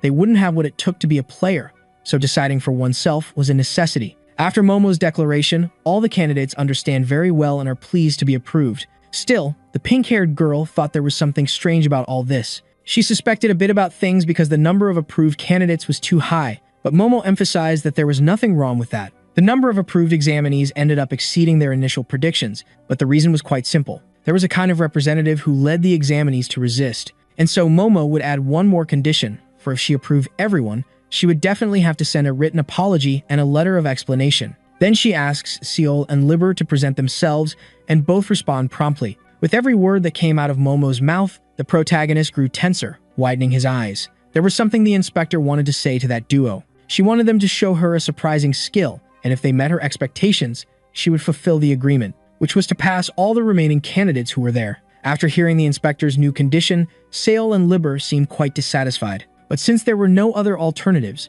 the duo accepted this challenge. Seol quickly asks if Excalibur is ready to start the show. It responds positively and promptly. Then suddenly, the two begin the demonstration, and a huge flash fills the testing area. Those present watched that ray with fear, worried it might be something dangerous that posed a risk to their lives. The girl with pink hair, observing that, realizes it was all about the legendary weapon Ego. But unusually, everything seems to go wrong, and Seol shows a blank expression as if he didn't know what he was doing. While the girl watched that embarrassing situation, the boy burst into laughter. After this disastrous performance, Momo decides to give the participants 5 seconds. At that moment, Liber berates Seol with words, claiming that the blame for that embarrassment was entirely his for having Arthur Nim's power and not being able to use it successfully. The inspector, counting down the seconds and celebrating the duo's failure, made the girl even more stressed. And so Liber pressured the protagonist to put a special talent or something like that into practice. But Seol was blindly trusting the girl and didn't have a power to use as a trump card at that moment. Suddenly, the protagonist's eyes widen as he notices something that could change the course of this story. With the countdown nearing its end, Liber loses patience and says that if Seol didn't take action, she would do it herself. But the boy takes responsibility and says he would handle it alone. With only 1 second left until defeat, Liber's expression shows tremendous concern. Seol had become overwhelmed and ended up forgetting his one thing brought from reality, which was his powerful singularity. Observing that, Momo seems unimpressed by the boy's specialty, but he confirmed that the smartphone in his hand was the most impressive thing he had to show at that moment. Looking at that unusual scene, those present displayed impressed expressions in a certain way. Even the most bizarre guys seemed to pay full attention to Seol. Liber, for her part, was on edge and wanted to take down her partner. When questioned by the girl, Seol affirms that the object was unique. After hearing this, Liber freaks out and charges at the protagonist. He even tries to explain himself, but she doesn't give him a chance at any moment. If she had known it would end like this, she would have punched the inspector to vent her anger, as no one was impressed by the protagonist's demonstration. Momo, unusually, after observing the object that probably even she didn't know about, decides to pass that duo. Already choking her friend, Liber looks at the inspector in disbelief at her statement. Seol is a bit confused to learn that the exam is over since Momo hadn't even heard his explanations before passing them. But she makes it clear that she didn't need something like that coming from the boy. With that, she impresses Seol by stating she knew it was a smartphone. Descending from the stone monster, she says she heard rumors about some things related to the duo, but didn't believe them even after seeing with her own eyes. With that, she decides to fulfill her promise gratefully. But Seal still had doubts about how Momo knew about the existence of a smartphone. The woman seemed to ignore the protagonist, who was begging for an answer. At that moment, all the candidates were being approved, just as promised by the inspector at the beginning of the duo's demonstration. Soon, Seal realizes that Momo was deliberately ignoring his questions about the smartphone. With a mocking expression, she tells the boy that he would need to find the answers to those questions on his own since he was now a full-fledged candidate for a player. After that, she bids farewell to Sale until she sees him again in the final exam. Finally, the protagonist had passed to the next phase of the candidate player test. After so much effort, Seal heads to Dean's quarters. This guy wasn't so sure what a smartphone was about. He was in the battle competition, and therefore didn't know what was happening in the world at that moment, and Seal had forgotten about it. Dean even tries to help the boy with these strange talks, but he denies it and claims everything is fine. After that, this short conversation ends, and Sale leaves the room of the guy. He thought asking Dean to take a look at that was being too needy since he hadn't done anything besides receiving his things. Since another person knew about the existence of smartphones in that world, it led Seal to suspect that he was not alone. He even clenched his hands from thinking so much about this subject. That was pathetic because whenever reality came back into focus, he trembled with fear even though he had decided to change. This bothered the protagonist a lot, making him feel like a complete idiot. In that hallway, Sale was not alone, as a guy was watching him closely. Suddenly, the guy jumps out of the building's window, and thus, he takes off running towards a previously unknown place. At that moment, Dean realized that something was about to begin, so he gives an order to Ran with the intention of finding out what a smartphone was. This guy definitely would not give up on knowing about the object mentioned by the protagonist. The green-haired guy claimed that this bastard had a strong connection with Dean, making his pursuit very difficult and almost impossible for anyone else. But the guy who seemed to be his boss congratulated him on the work done. That guy should successfully recover the item to earn half the selling price of the product, and the strange one who ordered this mission promised to fulfill the agreement. Without thinking twice, the boy decides to trust the proposal and agrees to keep all of this in absolute secrecy. Suddenly, just when he was finally about to leave, he notices something that makes his eyes widen. Then, in a few milliseconds, unfortunately, the boy is pierced by a very cowardly fatal blow. He already knew that this would happen at some point. The stranger who had promised loyalty had stabbed him in the back. For him, only the location of the smartphone mattered, which at that point had already been secured. No one should interfere with his cunning plan,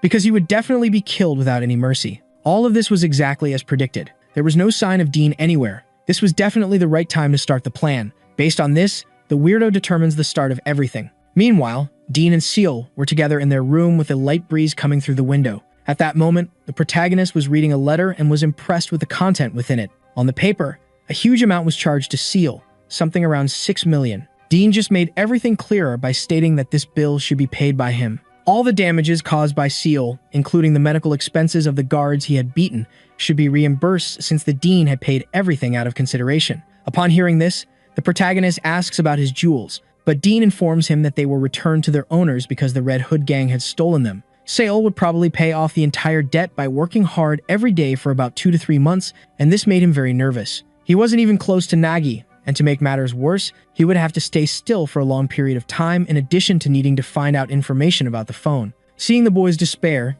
Dean states that there was another way to pay the debt. After hearing that the bill could be paid in just 1 week, Seal was amazed. All Dean had to do was teach the protagonist what to do, and he would complete the mission with total success. Soon, Ran and the duo of friends head towards a place where several children were happily playing. Seal was surprised that Dean asked them to follow that guy and found it very strange. Lieber could no longer walk, but the protagonist claimed he didn't know when that would end. Since Seal found out about everything out of nowhere, there hadn't even been time to gather more information about that mission, which made the girl very angry. The protagonist then tells Lieber that most of the debt was her fault for having beaten several guards. She felt very sorry for that, but in any case, she continued to be guilty. Noticing that small argument, Ram reminds the boys that they should follow him without making any noise. Without thinking twice, Seal covers the girl's mouth and confirms that he understood the message. With that, Lieber gets quite angry, but Ram could only think about what Dean's plan was in ordering that. He wanted the duo to follow the guy during a patrol around the village and had a good reason for it. If he could, Dean would take care of them personally,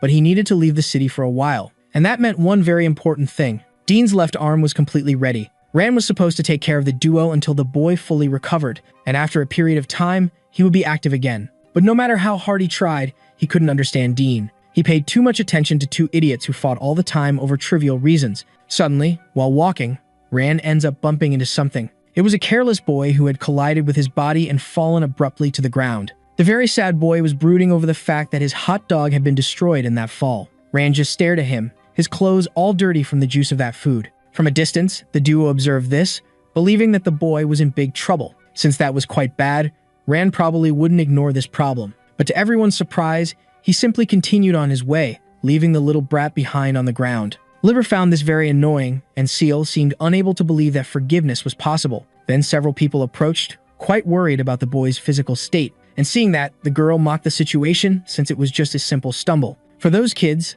the fact that the boy had bothered Mr. Ran was a tremendous embarrassment. Watching the scolding the boy was getting for free, Seal suggested that the girl worry more about her friend's physical state. After the protagonist intervened, the very nervous kids also mocked the situation in a manner similar to what Liber had done. Liber even tried to strike up a conversation with the upset little girl about that brat, but was called a brat herself and lost her patience. Then the two girls started to fight because one of them wouldn't accept that Ran was called a bastard, and the other provoked her even more. The girl's father always protected the neighborhood, and that's why they defended him tooth and nail. Knowing that, the duo began to look at the man, thinking of his good deeds, and thus they realized that he was very popular among the children. Hearing this sudden opinion, Ran even thought that Seal had been sarcastic, but the boy denied it, as that wasn't what he was trying to say. Since they were talking about popularity, the man told the protagonist that he also had a considerable reputation. Suddenly, several cute little creatures surrounded the boy, leaving him scared.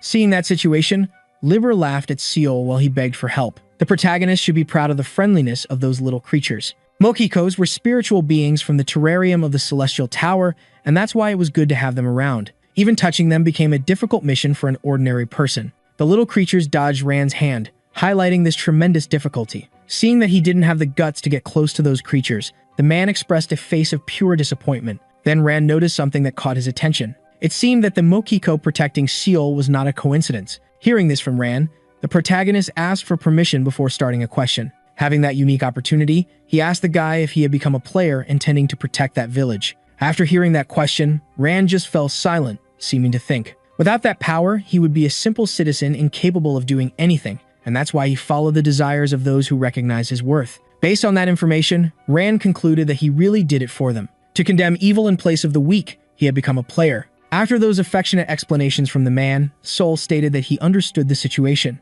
But in any case, he concluded that he couldn't decipher the man's life. After hearing this, Ran just looked at Seal in a somewhat intimidating way, and said that he hadn't cared about the boys' understandings from the beginning, and so they continued on their way. Liber soon realized that the atmosphere of the walk was tense and that it wasn't typical for Seal to give opinions about someone's beliefs. Meanwhile, the protagonist negatively related to the place of the weak. He quickly concluded that this wasn't what people really wanted. Suddenly, a huge explosion happened in the middle of the walk, startling the trio. Seal panicked at that fire, and Liber noticed that all the flames were coming from the market they had just passed a few moments ago. Noticing the danger they were in, Ran displayed a devastating expression. The gang of villains was there, ready to wipe out everyone present. Their leader was already preparing his group to attack and made a point of taking care of the protagonist alone. In the wake of that explosion, the civilians became desperate and ran, fearing for their lives. Seal, without hesitation, asked what had happened and was informed about a crazy man setting everything on fire. He is stunned after learning that a stranger was destroying the village cared for by the players.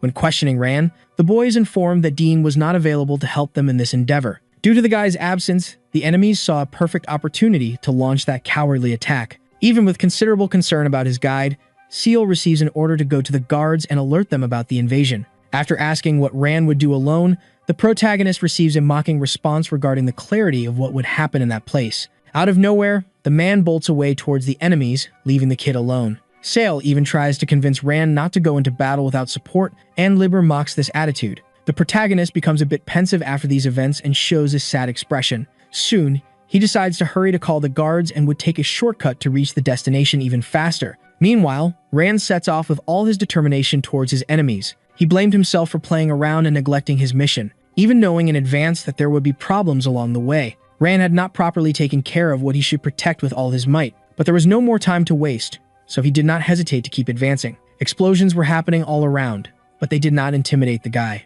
One of the enemies was eager to finish off the village guardian at the entrance. He mocked Ran's delay. Then, without hesitation, he decided to send his henchmen to find their target. They, without thinking twice, complied with their master's decision. After a very short time searching, they confirmed Rand's presence, thus starting a fight that kicked up a lot of dust in the area. Without hesitation, the Vandal began to move to defend himself from the guy. He tried at all costs to hit the fabric that Rand was using, but was unsuccessful in any way. After trying several times, he thought he had dealt with the Guardian's trump card. But upon observing closely, he noticed something that scared him quite a bit. It seemed that it would be very difficult to set that magical cloth on fire. After realizing what had happened around him, the guy became even more desperate. Rand had hit and neutralized 2 of his henchmen with his single attack. Those guys, in the enemy's opinion, were very useful, but the village guardian lived up to his name and did not give up on taking them all down. Then, without hesitation, Rand began to prepare a fantastic strike with his fabric and spun it like a tornado. He had to execute that devastating move without any mercy, and he would do it at that moment.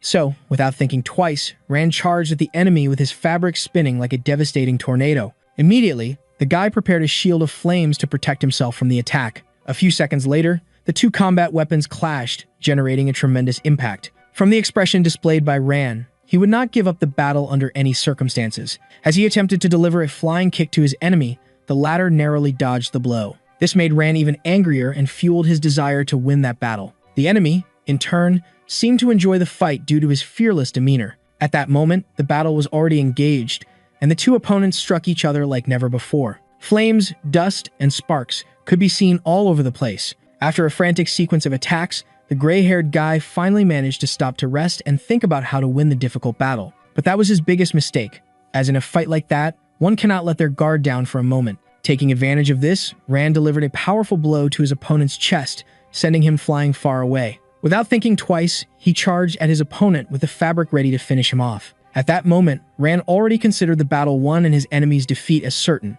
The guy, in turn, was agonizing, pinned against the wall to which he had been thrown. But suddenly, he gave a slight smile, seeming to have a trump card ready to put into action. This indicated that his henchmen were poised and were already coming at Rand from behind. Fortunately, he managed to sense that presence approaching from behind and literally took care of those weaklings. With a magnificent aura, Rand turned his cowardly enemies upside down in a highly humiliating act. Even immobilized and with no chance to react, his enemy seemed unconcerned about the situation. He truly would have never guessed that the yellow cloth was not the only thing Rand had control over with his powers. After hearing the guy, he asked his main purpose, and if it was not answered, he would kill him without any mercy. Oh man! Upon receiving this question, he mocks the situation because he probably wouldn't survive even if he obeyed that order. Then, in a defiant manner, he tells Rand that even if he won that battle, he wouldn't win the war, for the gang's purpose in that place had already been successfully completed. Meanwhile, a little distance away, the boss was talking to the protagonist, saying it was a pleasure to see him again. Soon the boy realizes that this guy was not a stranger and had encountered him at the testing site some time ago. Lieber was already getting impatient and informed his friend that he wasn't feeling well about that unusual meeting. In just a few seconds, all those guys had already surrounded them without raising any suspicions. Seal quickly informs the strange man that he was in a hurry and needed to call the guards as soon as possible. He wanted to talk to the guy later, but apparently that wasn't going to happen. In an unusual manner, that man informs that he was responsible for starting all the fire and chaos in that village. Upon learning this, Seal asks the reason for such a despicable act, but the guy didn't want any interruptions in his conversation with the protagonist. No one could reach that place, not even the Guardians themselves. The protagonist's doubt was what this guy wanted with him. The stranger then praises Seal's quickness. He wanted the boy to hand over the smartphone so that he could let him go in peace. While all this was happening, Dean was very far away and had no knowledge of anything. He was in the terrarium of the Celestial Tower. At that moment, the connection of his new member was going very well. Mary G. Zenos from the mechanical class was even joking, seeing that the pain wasn't as unbearable as Dean thought it would be. He confirmed this information and asked the girl to finish it as quickly as she could. She was already working at maximum speed, and suddenly asked the boy how the entrance village was doing, causing him to feel strange since she never asked that. To be honest, she didn't really want to know that information. She just thought Dean might faint, and that's why she questioned anything that came to her mind. In that sense, the boy informed her that he had a question to ask. He wanted to know if Mary already knew what a smartphone was, and this puzzled him. After a comment about this hot topic, Dean realized that she had an understanding of cell phones. Mary had heard rumors saying that smartphones were capable of evoking a special power within a person or something like that. And the most important thing was that no one should get involved with this type of item. While this conversation was happening, the duo was still being pressured by the strange man. By the cleverness of those guys, Sale realized they were doing this to prevent any thoughts of escaping. In any case, the guy guaranteed that if the smartphone was handed over, he would let the duo leave the place alive without major problems. But Seal wasn't falling for that talk because that psychopath had set fire to the whole place over a simple phone and would definitely kill them right after getting what he wanted. In any case, the protagonist had no other idea but to appease that cursed man a little to buy some time. But as he put his hand in his pocket to try to get the supposed smartphone, Seal took a punch to the chin. The high power of that blow made him fly away like a feather. The enemy had suspected that Seal would try something funny and decided to hit him to avoid certain situations. Next time, the protagonist wouldn't get another chance to stay alive, and seeing his worrying physical state, Liber approached to help. The girl was very angry with that cowardly attitude of the enemy and was cursing him without fear of consequences. Sale claimed to be fine and would obey the man's orders even though Liber didn't seem to agree with that. In any case, the protagonist had already decided what he would do regardless of all the events, and Callie should just trust his actions from then on. Upon hearing these words from the boy, she just stared at him with an extremely angry expression without saying anything. Finally, she broke her silence and asked Seal to get up as quickly as he could. The protagonist wanted to avoid direct contact with the enemy until someone else arrived to help because he would be putting his life at risk having to battle against such a strong being. Trying not to touch the man, Sale began to hand over the smartphone casually, but suddenly someone arrived there asking what everyone was doing in the place. That child was trying to alert the gentleman about the fire, advising them to move on without chattering. Upon seeing the girl, Seal showed a very impressed and astonished expression at what was happening there. The villain, in turn, asked how the girl managed to get in there and her identity. The girl mocks the guy, calling him stupid for just having walked normally to get to the place. In this way, the villain realizes that his soldiers were very useless, and the child notices the grumpy tone of the guy after answering her question. Observing the strange mask of the man, the girl innocently asks if he doesn't feel hot with that stuffy thing completely covering his face. She thought he was a cosplay of some animation. But suddenly, the cowardly man attacks Seal and the girl, who try to save themselves as best they can. The villain tells the protagonist that his negotiations have failed miserably and that the smartphone would be acquired through his corpse. Hearing these threats, Seal doesn't think twice about telling Callie to run while he protects the defenseless little girl. Then he throws the phone for her to grab and run away right after. With the strategy mapped out in her mind, Callie starts heading towards the object with a fearless look in her eyes. Seeing that, the villain angrily calls the duo insolent. Fortunately, Callie arrives first and manages to securely grasp the phone that was in the air. Then she taunts the cursed crow, saying she was much faster than him, laughing at his failure. With that, Callie lowers her guard and doesn't notice several enemies approaching, ready to attack her. After this slip-up, unfortunately, she ends up being attacked by the guys who don't let that mockery of their boss slide. Seeing her heart sister suffering at the hands of the enemies, the little girl falls into total despair. Without any mercy, the cursed crow orders his henchmen to break Callie's upper limbs so she wouldn't be able to use the smartphone. These orders are immediately followed by the guys who start the dirty work. Callie's expression completely revealed the unbearable pain she felt. Meanwhile, the cursed crow watched everything, thinking about how pathetic Seal's plan was, abandoning his faithful ally and fleeing alone. But at that moment, the protagonist was putting his true intention into practice. He manages to set fire to a good part of the place in an attempt to draw the attention of nearby people.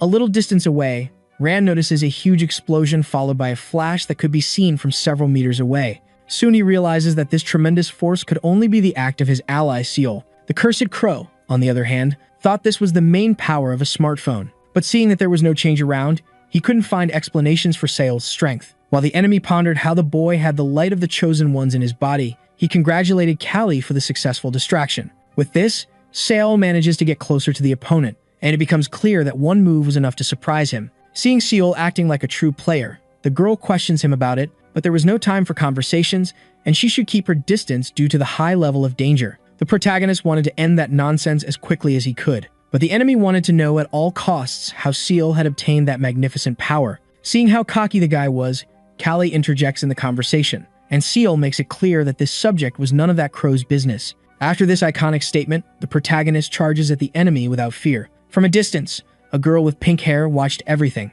She seemed to enjoy the fact that she had found them. Seal had his famous one-hit attack, which ended up affecting the flow of events that would happen in the future in the entry village. At that moment, the defender Rand received a warning well in advance. The explorers who occupied the first place in the rank and belonged to the Avalon Guild informed him that the regulation of the situation would fall under the jurisdiction of that group. No one could give orders to Rand, especially people who hadn't moved while the problem only worsened, and that's why he protested, even being ridiculed by the guys. All they had done was trust the defender's abilities to control the situation in the best way. The damage from the fire began to affect the area outside the walls as well, and therefore the problem did not concern just the entry village. And at that moment, the only stubborn person left was Ran, the guardian of that life. With this, they reaffirmed that from that moment on, the Avalon Guild would take care of the entire problem. And this was not a choice but a true official order from the group. The chaotic scene in that place was noticeable in every corner, and loud sounds could be heard everywhere. At that moment, Seal faced his enemy kneeling before him. The guy groaned in agony and seemed unable to fight any longer. Seal realizes that he had probably fainted, and that for the first time things were happening as planned since his arrival in that world. Since it was still early to rest, he asks about Callie's physical state. However, the sword remains silent and does not respond to the boy's question. With a very worried expression, Seal calls out again for his friend. Suddenly, the little girl appears there, and after asking a question, she is informed that her great protector was fine. Even feeling weak and sensing he might faint, Seal was concerned about the fact that Callie was quiet, and the cause of this was probably the injury she had suffered moments before. He always depended on the girl after using his ability, but this time the protection mission was his. Without thinking twice, Seal decides to leave there with the child and his friend. But suddenly that damned crow, which seemed to have been defeated, rises from the ashes and confronts the protagonist. The two, as expected, engage in combat at the same moment. Fortunately, Seal manages to defend a blow that would have caused him irreversible damage. The damned crow was very angry with the insolent boy who had not respected him in that battle and had considered it won.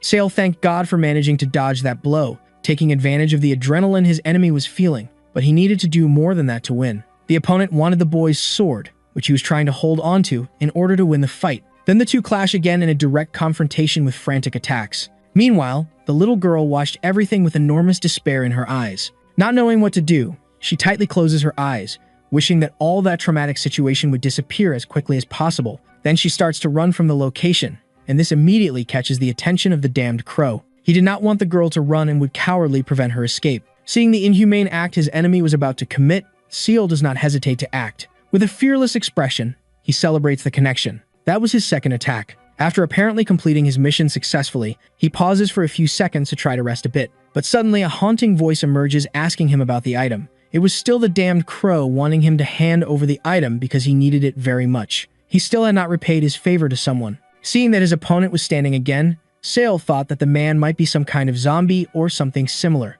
Out of nowhere, Seal feels an absurd discomfort in his body, and his expression clearly shows the enormous extent of this discomfort. He was very dizzy and felt like he would vomit at any moment. After a few seconds standing, he seems unable to hold on any longer, and soon he falls to his knees on the ground, appearing to have no strength to get back up. The protagonist lamented the fact that everything had ended in such a disappointing way again, even though he had tried his hardest. He then apologizes to Callie because he couldn't even move a finger without help. In any case, Seal was happy that the little girl had managed to escape and wished her success in her flight. For the boy, all that situation was very frustrating. He just wanted to protect Callie like she had done in the last times. It seemed that everything was lost for the boy at that moment. Looking around, he notices something that catches his attention. It was the little fur ball that was there in a very unusual way. That was practically impossible in a situation like that, and it seemed that Seal had truly lost control of things. Suddenly, a voice appears asking if he had accepted defeat so easily. To her, it was funny to see how Seal could laugh in the dreadful situation he was in.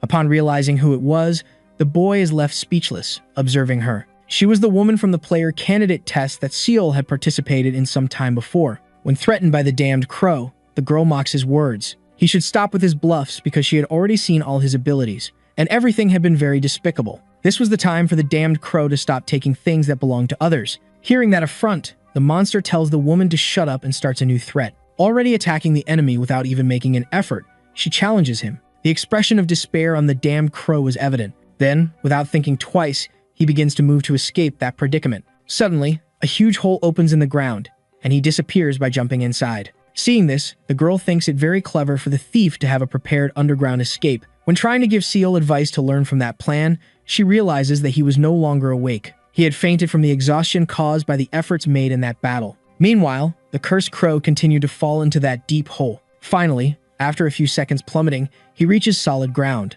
Mezcal shouted for Seal to remember his name. He promised one day to return to kill the boy and take that power from him. Then Mezcal continues his path through those flooded tunnels. Further ahead, a guy in white clothing was waiting for him with crossed arms. He seemed somewhat calm about everything. Holding his smartphone in his hand, he complained about the boredom he felt and seemed not to care much for that valuable object. Mezcal had nothing at the beginning of his journey, not even things that people considered guaranteed. like a family, was he able to have. The love of a mother seemed to be greatly missed by him. Observing that family, Mezcal noticed that the boy was carrying a fish that his mother had given him as a gift. That animal seemed to catch the villain's attention, who decided to go after the two. With a stone in hand, the guy struck the girl, ending the love that existed between her and her child. Right after that, Mezcal realized the horrendous act he had committed and regretted it because he didn't want to do that. He just wanted to look a little closer and had no intention of hurting anyone. Desperate and crying a lot, the little boy begged his mother to open her eyes. The little fish out of water also suffered from that situation while the boy kept screaming.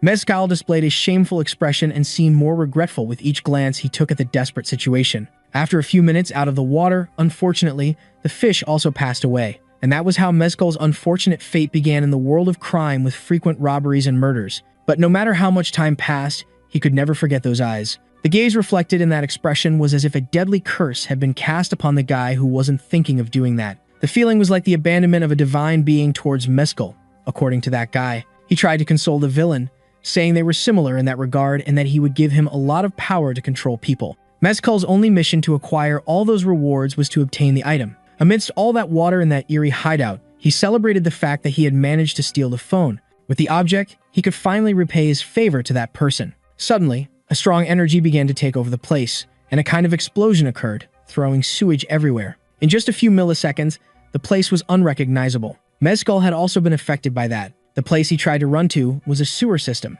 According to that guy, this was the appropriate location for a rat like Mezcal. His gaze showed a certain distrust towards the invader of his home. Unfortunately, Mezcal lost the item and became desperate, searching to protect it. He had absorbed the enemy's attack, managing to resist successfully, and for that, the man owed him more credit. Thus, the guy said that instead of a rat, he would designate Mezcal as a cockroach because it was a more fitting nomenclature. The eyes with which the boy stared at him bothered him quite a bit. Mezcal didn't want the guy to keep staring at him with that familiar look. After a few moments, the guy in white clothing decided to attack the poor soul with all his might. The intention was to kill him without any mercy. After a few moments of fighting, the guy stopped attacking and looked around. Then he noticed something that caught his attention. What was in front of him was a real smartphone that was in the enemy's possession. Realizing this, he let out a slight evil laugh. It seemed that continuing this would be a lot of fun. Kina Lilith from the mage class was at that moment with the Avalon Guild. The woman with purple hair, amidst a conversation about the invitation to the group, called the girl insolent.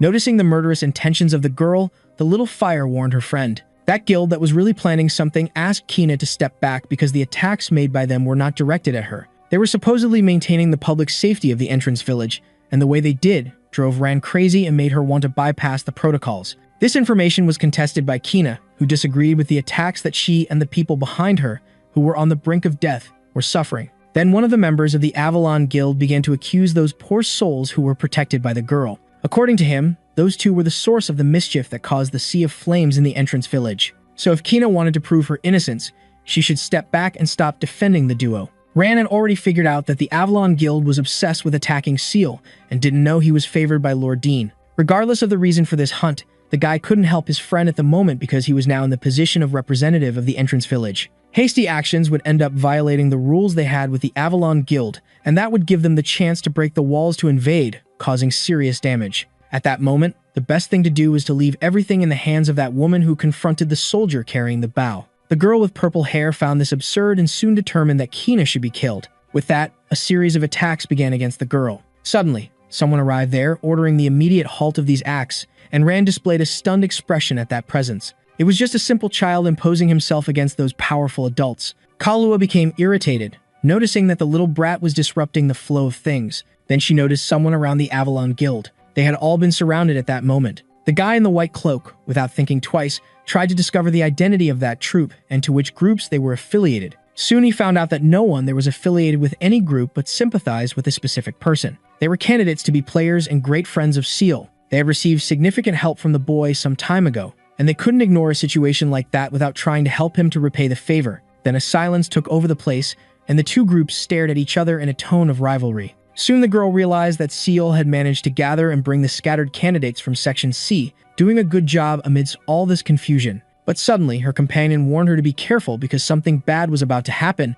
making him very alert. As she imagined, a massive explosion occurred in the place without any explanation. All that force came from underground and cut through the ground as if it were nothing. Immediately, all of this caught the attention of the little group that noticed something had flown out of that hole. At that moment, everyone should prepare for the worst imaginable scenario. The members of the Avalon group displayed fearless expressions with an air of pure courage. It seemed that this had only been to send a message, and the triviality of the thing left the group of friends simply impressed. Kahlua then informed that an order from the leader had arrived. They should temporarily suspend that plan immediately. Nothing was to be done with the individual who claimed to have a smartphone in his possession. Kahlua became quite angry upon receiving this order and tried to question the leader, but her friend immediately reprimanded her. With that, she decided to back down even though she didn't want to. Seeing the Avalon Guild retreating for no reason, the candidates thought they were scared and fled, fearing defeat. But no one wanted to act hastily, and there would surely be a reunion to settle the pending matters. They would see each other again at the testing location for the candidates to be players of Section C.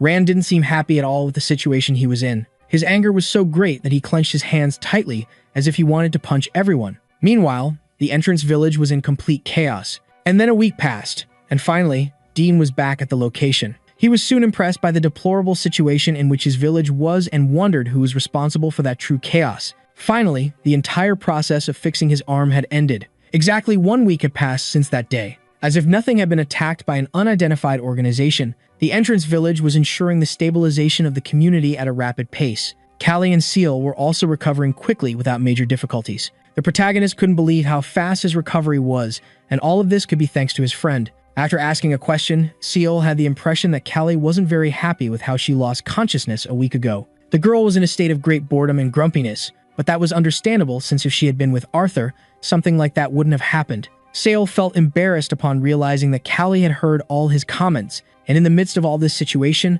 a visitor arrived in the room. Pastis was the name of that guy, and the girl had heard that he ended up leading the help group that saved their lives. He dismissed all that fame because it was natural for the examinees to help each other, especially after also being helped in a moment of need. Taking advantage of that topic, the name Mezcal is mentioned in the conversation. He was also an examined colleague and had almost killed Pastis once. But a big question was who had attacked the entrance village, causing such great damage. Pastis claimed there were more than one suspicious factor in the situation, besides the captured criminals having disappeared without leaving any clues about the faces of the other bandits. But anyway, another topic was also very important. Sale should take good care of his health to recover as quickly as possible. They were the only crazies who had the courage to risk their lives to fight, but Callie found it strange how Pastis treated them as if they were close. While Seal thought about the tower, the two were fighting fiercely over some simple tangerines. According to the protagonist, Nagi, the top-ranked player, resided there, but he knew nothing about that building. With that, Seal asks Pastis if fights were a frequent occurrence in the tower,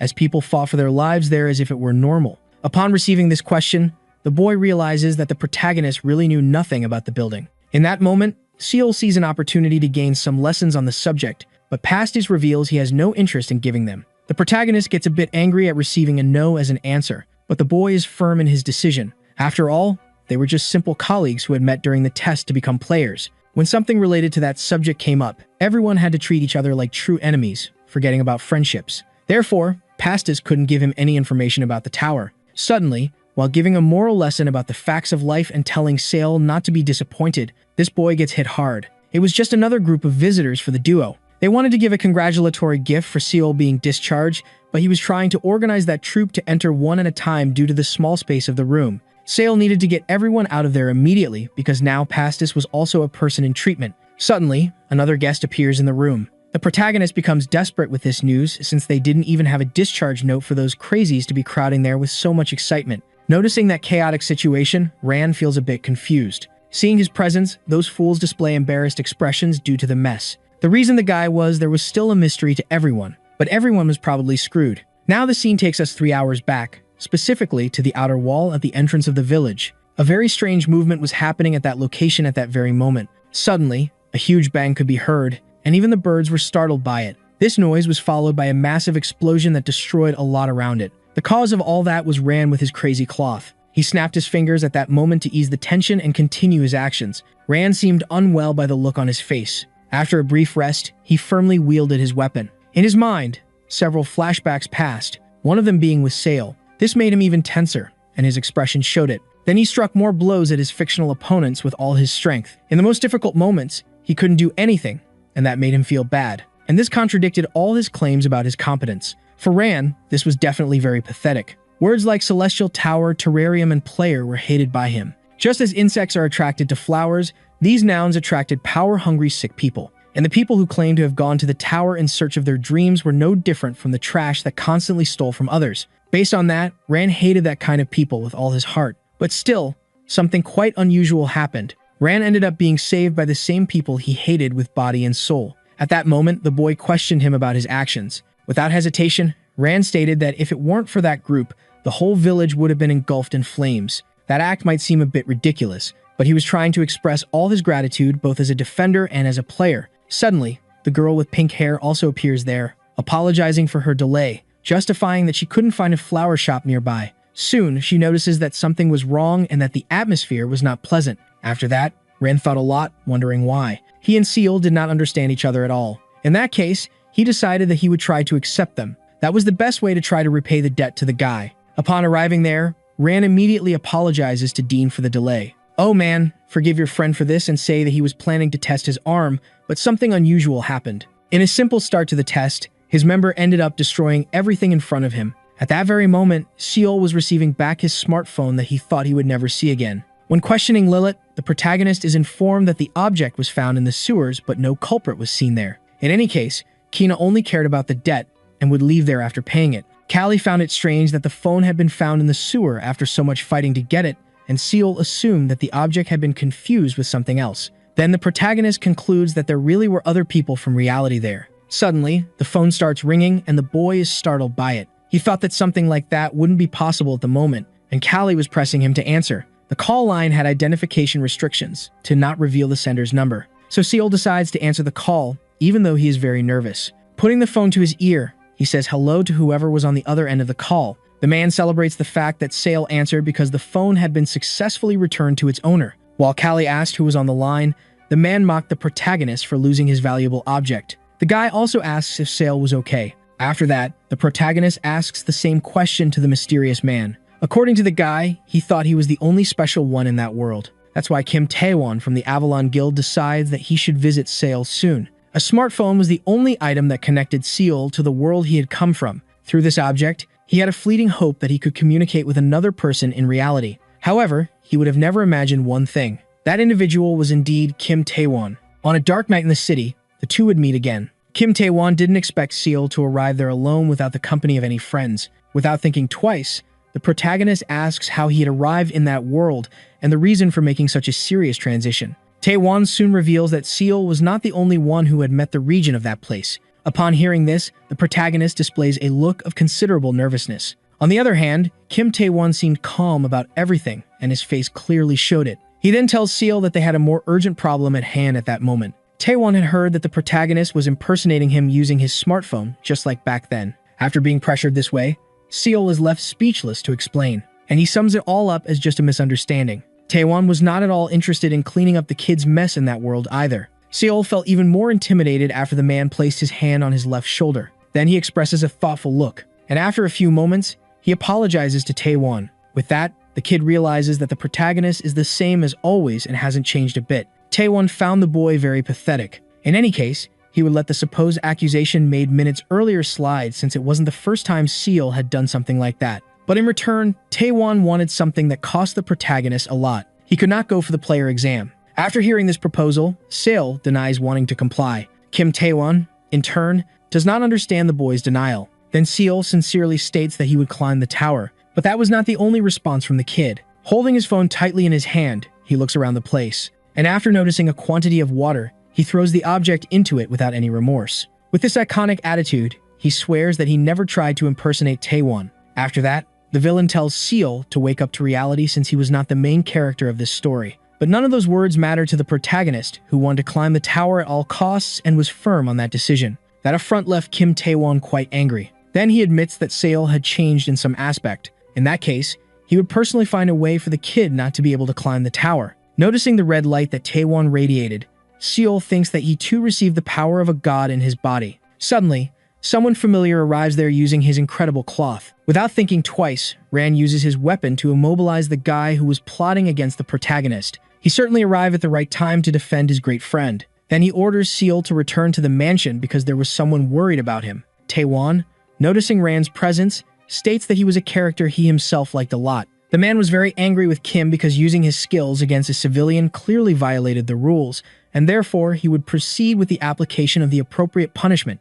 But Taewon did not fear those threats as he trusted in his potential, and if Ran wanted to enforce his obligations, he would need to call someone stronger to fight. He was impressed that the kid managed to tear the cloth after using his ability. Then Ran charged at Taewon again with all his strength. Without thinking twice, the boy began to defend himself against that cloth. Taewon easily dodged the attacks, and based on some movements, Ran thought he was planning to pull out his weapon. Mocking the situation, the kid reaffirmed that his opponent could not defeat him, and that it was nothing so surprising. After hearing this affront from the enemy, Ran pulled another card from his sleeve to keep him from getting too excited. Taewon then said he already knew about the man's fabric manipulating ability, but seeing it in person was much more fascinating. However, there was another thing to be said. He soon stated that this power became useless if the target got too close. But Ran denied this statement and began to justify it through action. To him, this assertion was simply useless and completely untrue. After receiving an attack, Taewon commented that compressing the cloth to increase its speed was a good decision by the opponent. However, this card up his sleeve did not prove to be sufficient to defeat him.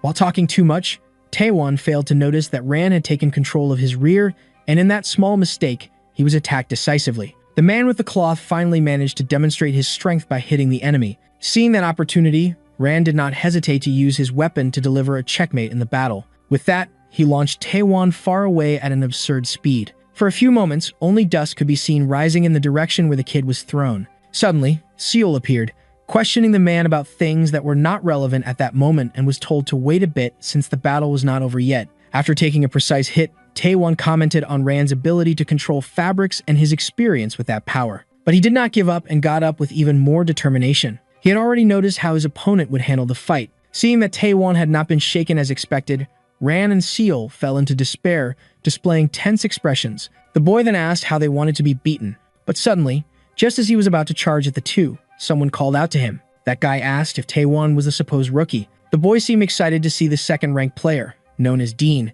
as he looked exactly as described in the webtoon. Seeing how Taewon blatantly ignored his question, the boy assumed that his theory was indeed correct. Dean suddenly ended up being attacked by the kid. The attack and defense generated a massive explosion in the area, demonstrating the strength of those two opponents. Dean had stood in front of Taewon, but he had not noticed his presence, making it clear that he would need to be careful of the enemy's mechanical arm. Suddenly, Kim was surprised from behind, startled by the opponent's presence. At that same moment, a brief confrontation occurred between the two. The ability used by Taewon in that attack required Ran's permission, but he did not care about that rule and planned to use even more of the powers stolen from the village guardian. Dean then realized that his opponent was very rude and lacked good manners. Taewon only thought about defeating the famous guy who was in second place in the ranking and who was an epic existence. There was no way to let those actions go unnoticed, and so Dean would begin to correct the slacker's behavior with a good beating. After this warning from the guy, a huge flash took over the area. Dean had used a bit of his strength to attack the cocky boy. He wanted Taewon to get back on his feet again because that was just the beginning. After hearing this order, the boy informed that he was already getting up. Ran, seeing that situation, asked his master not to go too far with the correction and was answered affirmatively by the guy. After responding to his friend, Dean focused on continuing his plan. He wanted to proceed exactly from where he had left off. Taewon, noticing the opponent's determination, tried to appeal to the emotional side by bringing the village into the conversation to try to destabilize him. In any case, he had no plans to stop fighting and intended not to lose sight of the enemy in this second round. The energy that Dean emanated in that place made Taewon tremble at his core. The same said that this slacker must have a loose screw in his head. He didn't like that Taewon had brought his village into the conversation and thus held him without allowing even a muscle to move. Suddenly, a different movement arrives in that perimeter. It was Ran trying to protect Dean from the arrival of two more members of the Avalon Guild. Then he informs that he was in a terrible mood at that moment and had no intention of following the tricks of that group. Noticing that the team leader had offended the representative of the entrance village, the guy suggests a peace agreement. Hearing this, Taewon becomes furious as he had no intention of backing down, but his companion informs him that this was a direct order from the vice captain. As Dean could easily notice, Taewon was still not familiar with the non-aggression pact that covered the regulations between the Avalon Guild and the entrance village. Realizing these arguments from the guy, Ran assumes they wanted to ignore that event, but this assumption is denied by him. According to him, according to the regulations, the group would pay the price regardless of the amount due to orders from the vice captain. At that moment, Dean was staring at his opponent with a thoughtful look. The boy, although downcast, did not think of stopping the fight and wanted to see it through to the end. Looking to his other side, Dean observes another striking scene. It was the protagonist standing as if frozen, waiting for a decision from him. With that, Dean takes a deep breath before finally proclaiming his words. He just wanted those people to clear out because it seemed Seal also had some friends who got on his nerves. After saying this and walking away, he is confronted because of his friendship choices. According to Taewon, Dean would end up regretting his decision to choose that useless bastard. In any case, he does not listen to those nasty remarks, and everyone goes their separate ways. Seal, at that moment, was watching Dean with a guilty look. After the guy passed, he remained standing without showing any sign of retreat. Ran even looks back intending to understand what was happening with the boy. The protagonist seemed to be very angry and was clenching his fists with all his might. Finally, everyone arrives at their dorms under a beautiful waning moon night. Sale and Callie were already in their beds lying down, ready to sleep. But the boy seemed quite pensive and couldn't keep lying down in that place. Callie, for his part, showed a certain resemblance to the kid. In another room not far from there, Ran was still awake, taking care of his lethal defense weapon. Then he notices an unexpected movement there that catches his attention. Soon he decides to open the door to see who was there. After noticing Seal's presence, Ran is a bit surprised. Then the two walk outside the building together. Once outside, Seal, looking quite down, sits on the ground. Ran tries to advise the protagonist not to make hasty decisions as he had enough strength to act at the right moment, but the boy gave all that credit to Callie. Sale seemed desperate and asked the advisor for help in a rather iconic act.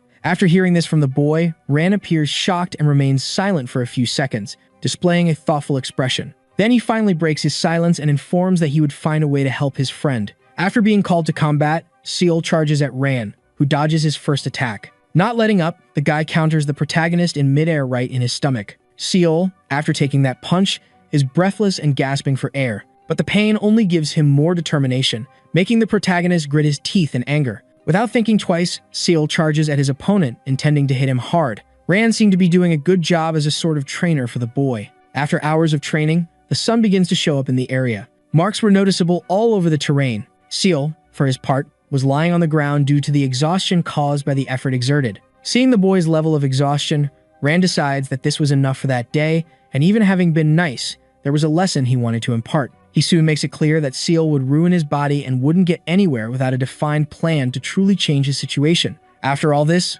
the protagonist realizes that he was a weak guy and couldn't do absolutely anything without Callie's help. With that, he comes to the conclusion that he should give up being a player and asks Ran's opinion to confirm this information. Hearing this, the man gets a bit nervous upon realizing that the boy had asked for his help just to complain like a grumpy old man. Sale denies Ran's statement and informs that he really wanted to evolve to become stronger. Suddenly, someone arrives there calling him a loser and mocking his actions. Finally, Seal lifts part of his body off the ground upon noticing Callie's presence. He was somewhat tense with the presence of the girl who displayed a disappointing expression. Seal didn't understand how Callie had found him there since it was still early morning, although the sun had already appeared. Suddenly, he notices something strange on the girl's face, and this grabs his attention. She was in tears at that moment, so he self-proclaims the true loser of that duo in an attempt to console the girl. She had in her mind that she was a loser because Seal had left her to fight completely alone, and this demonstrated her uselessness, along with other factors that had happened in the past. Without thinking twice, Seal states that he did this just to avoid involving her in anything, but Callie continues to feel betrayed by the promises he made. The protagonist denies all the accusations made by the girl and makes her even more nervous by stating that she was crying. He insists on this fact, nonetheless, and Callie tells him to shut up. The two then start to hit each other, while Ran watched everything. With this, the man becomes completely disappointed with that duo, and for this reason, he decides to work with them to help them evolve in the way they needed. For the two to become stronger, Ran would train them like a true coach. Upon hearing this from the man, Sale breaks into a big smile, while Callie had a more timid reaction. Then suddenly, the protagonist lets out an unusual scream of happiness, thanking Ran. Villagers were talking about rumors that were spreading through the locality. They spoke about how cool the supposed object called a smartphone was, used by a member of the Avalon Guild, who supposedly was the protagonist. Moreover, since Sale was posing as someone allied with the group, they went to demand explanations from the kid and then put him on their blacklist. After stating so many things at that dinner table, the guy confirms that it was just his theory. At that moment, the pink-haired girl was staring at him with a thoughtful expression about this information. Then, due to a simple eye contact, the guy thinks she was interested in him. Based on this, he decides it was definitely time to act and starts to undermine Seal's integrity, calling him impotent and dependent on his item. One of his friends agrees with everything and guesses that the protagonist wouldn't even show up on the battlefield due to the shame he felt. After that, the pink-haired girl informs that she was leaving the place. She said goodbye because she didn't have time to sit there just to participate in those totally useless conversations. Then, taking advantage of Miss Lilith's exit, another guy thanks Shonen for the food since he was also leaving. After all this chatter, the group finally leaves the bar. Kina Lilette was walking down the street with her friend calmly. Suddenly, the guy poses a question about whether she likes Seal. She gets quite furious with this silly question, and he just says it was a simple joke. The guy seems to regret having done that and shows an awkward expression. Kina, in turn, explains that she hated when people spoke ill of each other without even knowing the whole situation. And indeed, they both didn't have time to waste gossiping about others' lives. After hearing this explanation, the guy agrees with everything and continues his journey with Kina. Meanwhile, Ran was talking with his duo of friends about how there were only 10 days left until the start of the pretest for player candidates. With this, he presumed that Seal had hardened his determination. But since they had no time to waste, they would start the special training at that moment. The two boys observed the grandeur of the tower since they had never seen it up close. Ran comments that this was the only place in the village with this privileged view, and Seal questions him about the choice of this location for the training. Soon, the man replies that the boy would learn the reason much faster if he experienced it firsthand. After this statement, Ran activates a type of training equipment that forms a kind of line on the ground. Then he asks Sail and Callie to try to cross that barrier. The girl seems not to have much expectation for that easy mission, but the protagonist asks for calm since the activity needed to be done together. As she places her foot on the line, Callie ends up suffering an electric shock. This causes her to enter a trance state, not understanding what was happening. After a few seconds standing, Callie can't hold on any longer and falls to the ground, leaving the protagonist extremely worried. With that, Ran warns that it was time for Seal to try crossing as well. Upon hearing this information, the boy shows a fearful expression. But without hesitation, he begins to muster the courage to fulfill his duty. And after a few seconds of preparation, Seal finally starts to run with a bit of apprehension. Upon touching the line, he receives the same electric shock that Callie did.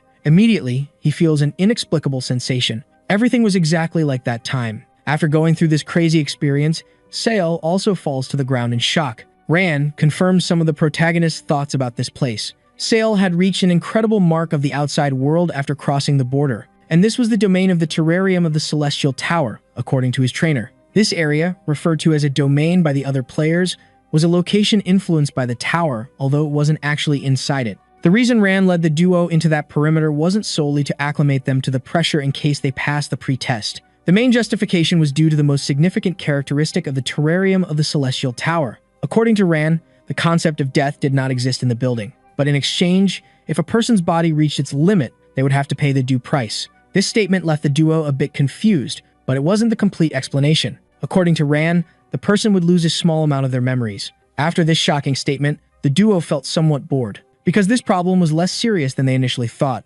People who heard about the consequences for the first time usually tended to show that same response due to the supposed low price to pay. And so, for cases like these, it was much easier to understand if everything was experienced firsthand. After Ran's explanations, the duo showed interest in knowing what was down there. Upon looking more closely, Seal ended up getting startled by the view. He didn't understand what the hell that was looking at him. According to Ran, that place was called the Forest of the Defeated, an exclusive area for people who ignored the importance of consequences. Moreover, there was one more important piece of information about this abyss. It was that those defeated were also the opponents in the training that the duo would participate in. After giving these warnings, Ran pushes the duo towards the forest and asks them to do their best to survive. In that place, the man had left severe marks with his powerful cloth. The condition to pass was to find and recover the fabrics as quickly as possible. Finally, after a few seconds of free fall, the friends crashed violently against the ground of the abyss. From above, Ran simply watched them with a serious expression. His only mission was to help them in their training, ensuring the positive development of the duo over the last 10 days. If they couldn't handle that extremely easy level of difficulty, it would be better for them to give up because the people there were weak. The protagonist would have to face quitters who hadn't managed to become players. At that moment, he and his partner seemed extremely nervous, afraid of being attacked by the enemies. The zombies looked hungry for the flesh of those easy prey. Seeing that the enemies were about to tear apart whatever was in front of them, Seal asks Callie to get up quickly, even though she wasn't feeling well after the fall. After realizing that his friend wasn't in a condition to fight, the protagonist asks her to transform into a weapon to face the zombies. Seal wanted to finish this in just one attack since they didn't have time to deal with those strange things. It was better for them to find that cloth that Mr. Ran had hidden as quickly as possible if they wanted to pass the training. But unfortunately, after concentrating so much, the protagonist ends up failing miserably once again. Even with Ran giving them a bunch of tips from the start, the mission was not completed successfully. If they had played well and with a bit more luck, they would have succeeded, but the cursed forest was different from the norm and required a different perception. If the duo didn't give their all in the mission, they certainly had no chance of winning. At that moment, Seol was running desperately with Callie simply unconscious, complaining that everything was going so wrong at a vital moment of the task. After a few moments unconscious, the girl wakes up startled, realizing that she had dozed off when she shouldn't have. Without thinking twice, she apologizes to her partner and doesn't hesitate to show interest in taking down the monsters. But suddenly, the girl enters a sort of trance. Even she didn't know what she was doing or why she was in that state. Excalibur was the sword of the ego of God, and it had a very well-defined role to fulfill, which was simply to sit there doing nothing. Who would have thought that Excalibur would be murmuring to herself like that? But at least Arthur wasn't there to be a pain. At that moment, she seemed to be fulfilling her useless function quite well. She cried out to God, wanting to be heard at all costs because she missed the divine presence. But it seemed she had been forgotten. From the position and expression the girl displayed, it was clear she was not okay with that depressing situation. But suddenly, she reacts and decides not to be downcast by it all. The girl's goal was to reconnect with God so that her demands could be resolved once and for all.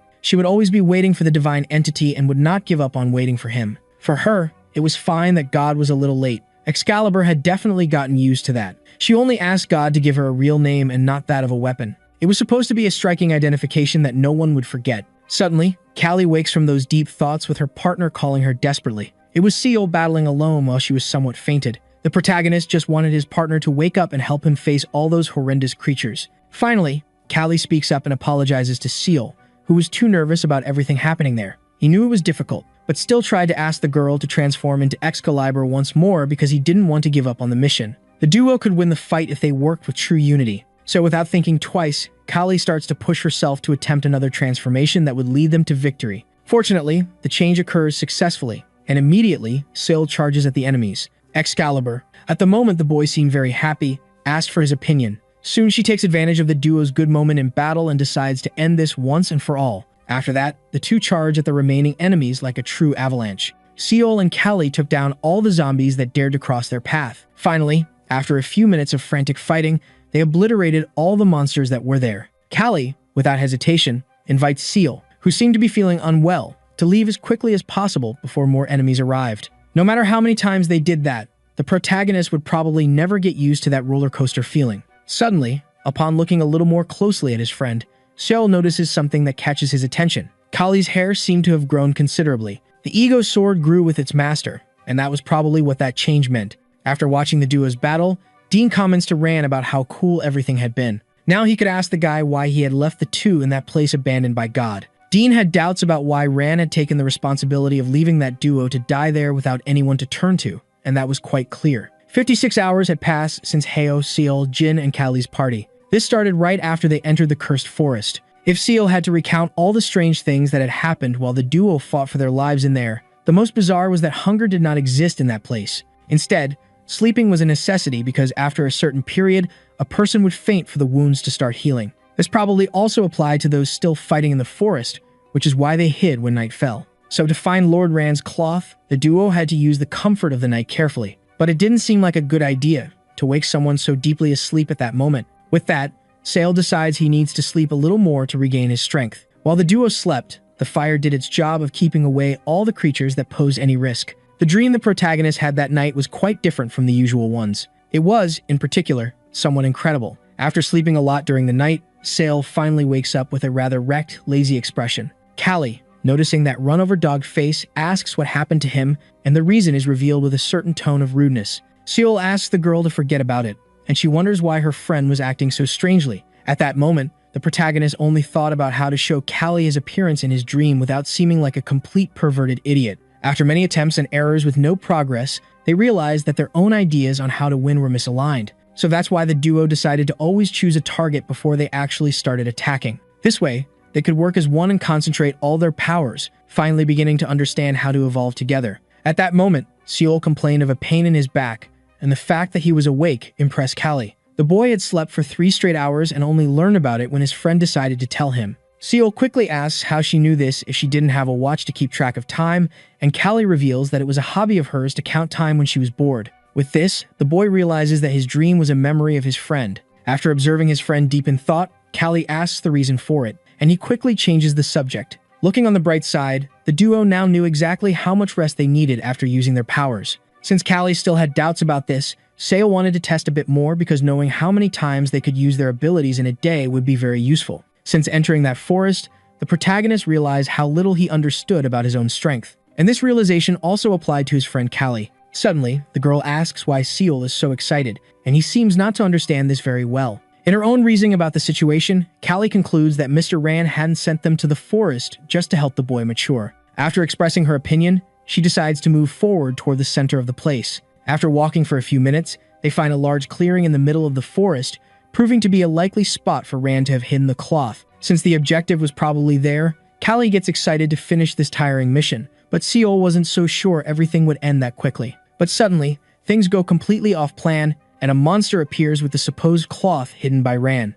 On the creature's arm, the sought-after fabric was tightly tied. Seal, upon spotting his target, is startled by how difficult it would be to take it from the giant. Realizing the monster was going to attack them, the protagonist desperately shouts for his friend to run away as fast as she could. The tense look was very clear on the boy's face, who was quite scared. Suddenly, the monster gets very close to Seal, who shows no reaction at that moment. Then the creature takes advantage of this opportunity and simply sticks its kind of tentacle to the protagonist's face. With that, the duo's defeat becomes evident, as apparently there was nothing more to be done. After getting out of the hole, Seal was very angry with Rand, who seemed very calm about the whole situation. Soon, the guy reveals that the protagonist had survived longer than he expected. Now Seal really knew who Rand was. It was clear that the cloth guy had planned to kill the duo from the beginning, as only a true psychopath would trap the objective in a dangerous monster like that.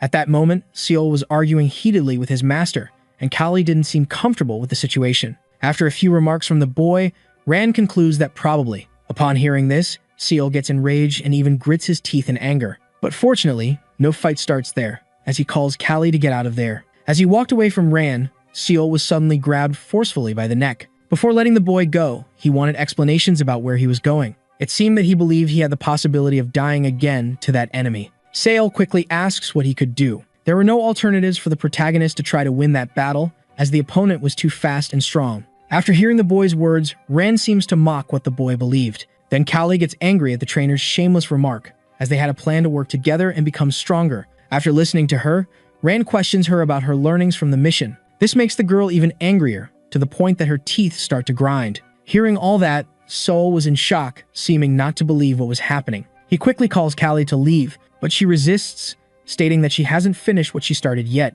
Noticing that contrast, Rand mocks the situation and provokes the girl. After that, without thinking twice, she joins Heo Seal Jin. At that moment, the boy was already running through the dense forest. Seal was very angry because of Rand's arrogance. He quickly concludes that the trainer's pathetic actions were not right and that this was probably just another test to make them stronger. Already facing the enemy, Seal understands that Rand would not give them a task they could not overcome. The boy's focus at that moment was to grab the cloth tied to the monster's arm as quickly as possible.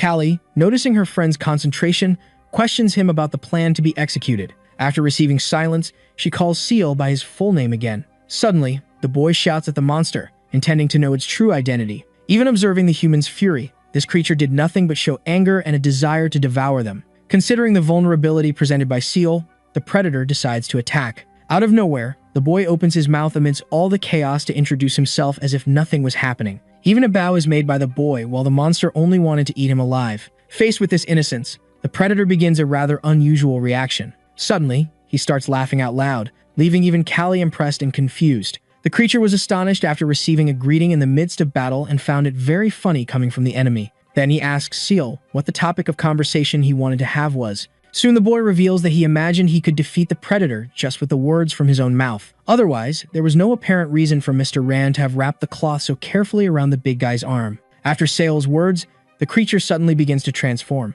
and then reveals that all those statements from the boy were absolutely correct. Upon noticing the true face of that creature, Seal displays a look of complete astonishment. Simply put, the Agji girl was right in front of him. After staring at each other for a brief moment, the holder of the cloth hands it over to the boy. Seal feels somewhat suspicious of that kind act, but the girl informs him that she is just fulfilling an order given to her. The boy is stunned to realize that this mission had been so easy and that he had passed Mr. Rand's training without much effort. Suddenly, Callie appears there, scolding him for leaving her behind without saying anything at all. Being honest with himself, the boy decides to be positive about everything he has achieved on this journey and admits that nothing had been so easy since he went through a lot of pain. Then the Agi girl states that the cloth needed to be delivered to Mr. Ran. Even though she seemed friendly, she suddenly turns against the boy and decides to put an end to that nonsense. Noticing the imminent risk her brother was in, Callie screams desperately. But unfortunately, there is no time to catch Seal's attention, who ends up being hit and immobilized by the terrible enemy. The reason for that abomination's rage was her beloved children. Seal had killed several of the enemy's relatives before getting there.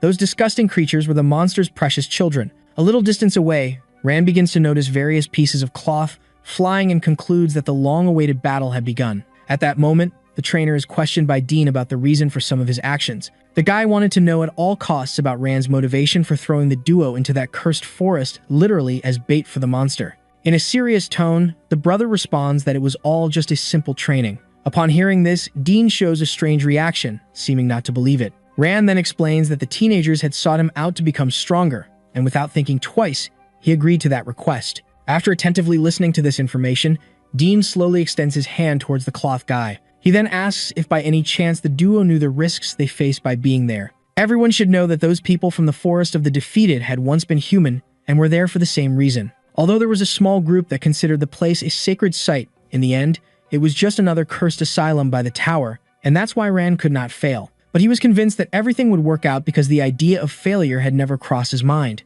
Indeed, Rand believed in the duo's potential, and if the friends failed at any moment, the guy would die along with them. After hearing these sincere words, Dean displays a rather impacted expression. Rand, in turn, had a fearless look on his face. It had been a long time since Dean had argued with him or had a conversation like this, so he decides that he will not ask anything else, and that was already enough. After that, Rand simply thanks his friend. But suddenly, Dean states that there was one more matter to be addressed. Rand should not say that they would all die together, as it was not his responsibility to carry that burden alone. But trusting them until the end was an obligation. While the two were having this conversation, Seal was simply being overpowered by the enemy. That monster made a point of knowing how many of his children the protagonist had finished off, but it was clear that Seal didn't know the exact number. After all, a killer doesn't count how many people they kill. After the enemy's words, the protagonist asserts that those deceased had attacked him first and he only had to defend himself, not necessarily wanting to kill them. Even with this very clear explanation from the boy, the adversary does not accept it and concludes that he was lying about everything. Noticing that situation, Callie decides to interrupt, saying that she was making a mistake by unjustly accusing the boy and should stop immediately. In any case, the monster doesn't care about the girl's words and threatens to kill her friend if any sudden movement occurs. To the enemy, it was obvious that that duo aimed to ascend the tower as soon as possible. She had seen many people like those two around, and all of them ended up becoming part of the Forest of the Defeated in the end. Based on this information, she advises the teenagers to give up because they no longer had a chance to reach the coveted top of the tower. Suddenly, in great agony, Seal cries out for Liber, saying that that monster was the main target they should defeat. After saying this, the creature drives its hand into the ground with all its strength. It screams loudly due to the unbearable pain it felt with its limbs simply pinned to the ground. In any case, the enemy had warned him not to make sudden movements as it would have a painful consequence, and if Seal continued to move, his forearm would be the next limb to be hit. That attack hurt so much that the protagonist's mind went blank, and with that, he realized that everything had been a trap from the beginning. She had killed him on purpose before so that he wouldn't feel pain and wouldn't be afraid to return for a new battle. That enemy had indeed managed to catch Seal perfectly, and he should distance himself from her as quickly as possible. The psychopath at that moment mocked, seeing that the protagonist was not bleeding. Although the boy was not bleeding after so many blows, he could still feel a lot of pain. Seal, for his part, seemed to be very scared, thinking he would die right there. Moreover, losing his memory was also possible at that stage of the game. And if all this happened, Sale would become one of those cursed children of the psychopath. So for all these reasons, she orders the protagonist to give up everything and surrender. To find peace, Sale should go back and inform Rand that he was giving up and no longer wanted to climb the tower. But fortunately, he confronts the psychopath in order to deny this proposal, for he did not want to lower himself to that humiliating level of subordination, and surely Sale would not give up even if it led to his death. Suddenly, the boy begins to emanate a surreal blue energy, and it doesn't take long for a kind of mana explosion to take over the place. Meanwhile, Liber watched everything without understanding what was happening. A little distance away, life in the village went on as if nothing was occurring. Now the scene takes us to the castle, headquarters of the Avalon Guild. In the audience chamber of the tower located on the upper floor of the building, a man announced that he was absent from the organization. Vice Captain Van Zikmund, who held rank number 8, was humbly thanked by his subordinate. That was the guy he had seen when he came down moments earlier, and since this man was in charge of the rookie, he had surely been through a lot. After hearing these words from the vice captain, the man felt very honored and stated that everything possible would be done to ensure his presence at the entrance. Then Van Ziekman asks his friend to take care of the player test that would happen in a few days, for that was probably what he was talking about. This theory of Van Ziekman is soon confirmed, and he receives the information that the location had already been recovered, but according to the investigation, an adversity was discovered. It seemed that there was no power within that object. Suddenly, a person arrives there saying that the smartphone is only useful when used exclusively by oneself. Otherwise, it becomes a thing of little relevance. Just with these words, the blonde boy left those two fools very curious about his secret ability. After that, the team leader T1 gets scolded because he couldn't enter or exit without permission from a superior, but he seems unconcerned and continues talking about his powers. He then reveals that there was a condition for this ability to be put into practice, but decides to keep that a mystery for now. After the boy's mockery, the man in white orders him to back off immediately, as such disrespect would no longer be tolerated. Suddenly, Van Ziekman interjects in the conversation, claiming to find everything quite interesting and asking for the identity of the cheeky boy. He was quite anxious about Kim Tae-won's future performance. Without hesitation, the boy responds with his head held high, realizing he couldn't see the man's face even though he was so close. Perhaps there was some ability preventing the boy from recognizing him, demonstrating the extreme caution Vice Captain Ziekman had regarding his identity. In any case, Kim Tae-won wasn't in a hurry to discover this and was primarily interested in finding the dean above all else. After that, the vice captain turns his back on the boy. The boy seems to dislike this rejecting attitude. Kim Tae-won would certainly repay this humiliation by proving that the man's choice had been very wrong.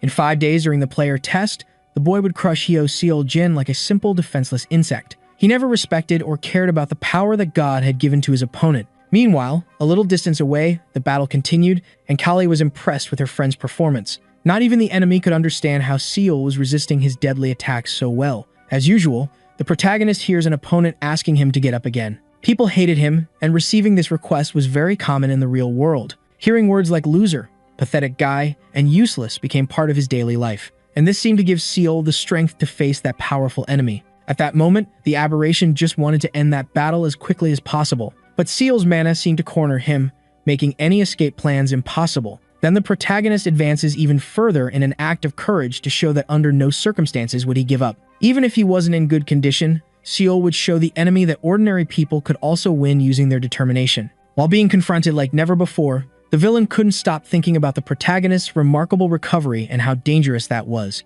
Kali, very impressed, immediately realizes that the monster was distancing itself out of fear of Hyo Seol-jin. At that point in the game, this seemed like good news, but something was definitely wrong with the protagonist. Kali had never seen anything like it. It seemed that Seol had developed his own unique abilities in that fight. After finally managing to calm the battle's tensions, the protagonist approaches Kali and calls her with his arm extended in a heroic tone. She stares at him for a few moments but soon understands what she should do. In just a few moments, the duo joins forces to try once again to defeat that aberration. The opponent, noticing their union, mocks the situation, saying it was very obvious that this would happen, and surely the monster wouldn't just stand there cowering and doing nothing. After hearing the enemy's taunt, Seol calls for Liber, who already knew what to do in that situation. The target at that moment was all those damned monsters. The zombies were screaming and could only think about wiping out those humans, so it doesn't take long for tempers to flare and a new battle to begin. After a few moments, a huge explosion occurs in the place due to the massive amount of energy unleashed in the attacks.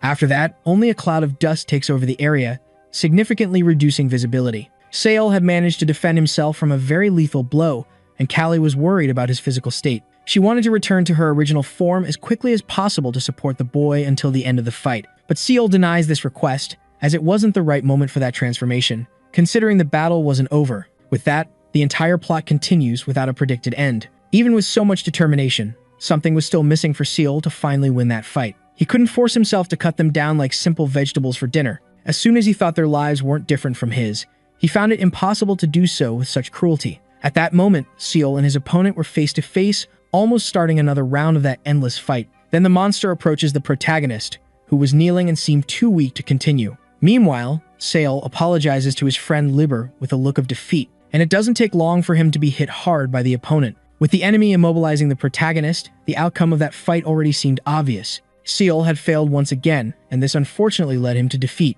When he thought it was the end, something suddenly touched his cheek. With what little strength he had left, he looked up, but in the end, he couldn't see anything. Once upon a time, there was a monster that wanted to kill you, but this creature had such a sad expression on its face that it seemed unable to do so. The enemy was mulling over doubts in her mind about when that forest had been entrusted to her. There was a time when watching the moonlight was the only joy in her life, and apparently, it was there that she discovered the true meaning of loneliness. After so much time alone, she finally had contact with a different person in that forest. For that guy, it was even hard to explain that he had seen a resident in such an inhospitable place. He took his friends to the forest, even though they didn't believe in this nonsense about someone living in the middle of the woods. When questioned numerous times, the guy lost his patience and asked the teenagers to follow him without further questions. His friends just wanted to go home, and this left him confused, not even knowing how to continue with this mission. But suddenly, fortunately, he spotted the girl, and his eyes lit up. The boy called the woman teacher, but she immediately rejected that nickname. Not caring much about the scolding, the boy introduced his friends, who were impressed by the facts, to her. Since they really wanted to be players, the boy called them to greet the teacher, who would probably lead them to that goal. Finally, those two managed to approach the legendary woman and greeted her kindly, albeit shyly. That woman didn't want to be the coach of those young people, and that was evident. Moreover, she had no talent for teaching dreamers because her power was innate since her birth. But in any case, she seemed to accept this challenge, for she missed interacting with real people. In moments when happy voices echoed through the forest, the teacher felt true happiness. Those simple human beings thanked the teacher for all her work. She even seemed to get sad knowing that the boys would leave the forest because they had to rest for the player test that would happen the next day. Then she noticed that time passes very quickly when one is having fun. Suddenly, one of the teenagers invited the girl to go to the top of the tower with them, as she would probably make it to the top 100 players without any problems. The woman, in turn, showed interest in this proposal but stated that she could not leave that forest of her own free will. One of the students quickly reprimanded the boy for his rude attitude, especially since the teacher didn't like leaving that place. While those two useless ones argued, the blonde took the opportunity to comfort the teacher with a strong hug and positive words. Even though they had a very dangerous mission to carry out, they would return safely without major problems, and she should wait for her students without worries. It was clear on the girl's face the sadness of having to return to complete loneliness without her dear friends. She took that emotional moment to praise the cuteness of her precious children. Without taking too long, she asked them to take care and return safely to visit her soon. A few seconds after that, the group was leaving the teacher alone once again. Once again, she was destined to be solitary in that place. So this was the story of how the monster began the long wait for the return of her beloved children. She constantly wondered how far they had climbed in the tower, hoping they wouldn't get into dangerous trouble. It didn't make sense to her that the teenagers wanted to participate in this uncertain mission instead of keeping her company in the forest. Even if they didn't become true players, she would accept them back as her precious children. The woman's expression while thinking of those special people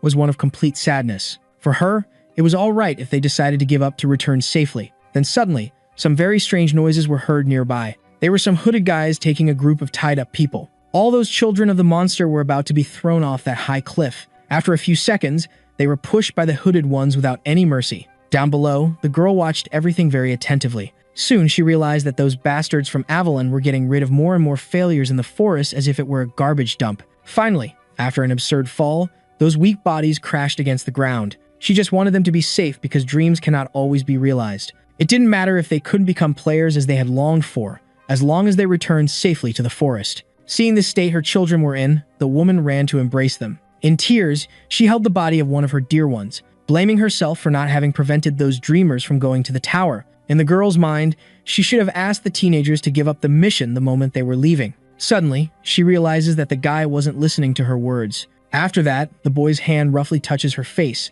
It was actually Seal, apologizing for calling her loved ones monsters. Suddenly, while he was trying to make the monster stop crying, a massive explosion occurs there. With no time for nonsense, Callie had thrown a huge punch at the woman to make her back off from her friend. Due to the high force of the blow, the aberration flies meters away from there. For a few moments, she stands still without showing any reaction. She was trying to understand why Ran had sent that duo to the forest. For the fate of them returning as a zombie was certain, and thus giving up while there was still time would be the best choice. Upon hearing the woman's words, Callie becomes enraged and humiliates her opponent while drastically changing her tone of voice. If that aberration was so worried about the teenagers to the point of crying, she should simply help them. While Callie was giving 1,001 justifications, the girl told her to shut up for a moment. Suddenly, she also loses control of the situation, altering her tone of voice and completely transforming. In a desperate manner, the monster seemed to charge at Callie. The aberration didn't want to make room for new hope in her heart again, and thus tried to immobilize the girl. When she finally managed to leave Callie with no chance to react, the monster places her claw on her chest. At the same time, she was trying to understand some of those events. In an unusual way, her children were trying to stop her from doing any harm to the duo. It seemed that the zombies wanted their teacher to trust those teenagers. Even after all the situations they had been through, they still wished to give hope to the leader of the monsters. After this appeal from her children, the aberration begins to transform again into her original form. For a few seconds, she remains silent, staring at that duo who had made her so angry. After that, she asks for the identity of those two dreamers and is promptly answered by Callie. Then she says that it didn't matter how long it would take, but the duo should promise to return safely after realizing their dream of climbing the tower. Looking confused, Callie stares at the woman with a somewhat tense expression, and thus, a new wait began for the solitary guardian of the forest. 3 days had passed since that agreement. As soon as they woke up, the teacher started her classes with a very simple training content. Everyone would play tag for 3 consecutive days, and if someone got caught, they would die. Upon learning about this unusual training, the duo displayed somewhat desperate expressions. For Sale, those 3 days were the hardest of his life, and for Callie as well. After the training, the teacher was proud because no one had been caught, and thus she spared no praise for her friends. That was all she could teach, and they had done a great job as a team. After hearing that finally that torture was over, the two friends looked at each other for a few seconds in relief. For a few moments, they even seemed to argue, but soon they embraced and began to celebrate with compliments. While the boys talked about Mr. Ran and their performance in the activity, the teacher interrupted to ask them to listen to her until the end. That lesson was for the duo to learn how to stay alive against a stronger enemy. And this knowledge was the best so far to face a tower full of strong players because, in addition to achieving victories, a competitor also needed to survive. After a question from the teacher, Callie has a déjà vu, and Seol speculates that the woman would force them to do all of this again. She then responds somewhat mockingly to those two. Suddenly, she gives the green light for the start of a new activity. Callie and Seol displayed exhausted expressions and seemed like they couldn't take anything more. Suddenly, a massive explosion occurs there, destroying a large part of the ground. That monster had overheard that the duo was talking about her behind her back, and in that sense, they ended up saying something very interesting about hell. Therefore, from now on, Ran would show them what this place was really like for the remaining 4 days of training. Meanwhile, Dean was observing the tower from inside his castle. That was the long-awaited day of the player test. Many candidates were already eagerly waiting for the start of the event. Meanwhile, a show-off guy was trying to strike up a conversation with the crowd and, in addition, wanted to promote himself among so many people. What that guy was doing was embarrassing. It seemed like he just wanted to liven up the atmosphere like a clown. As the test approached, more strange people arrived at the location. According to the girl with pink hair, most of them were not much different from the first test, and that arrogance would likely lead to their downfall. Suddenly, a boy arrives, assuming she was looking for someone special in the crowd and claiming it was a potential boyfriend. After saying those unfortunate phrases, the guy takes a punch to the face with absurd force. The girl didn't like that kind of joke, and so the boy apologizes for trying to elicit a funny reaction from her.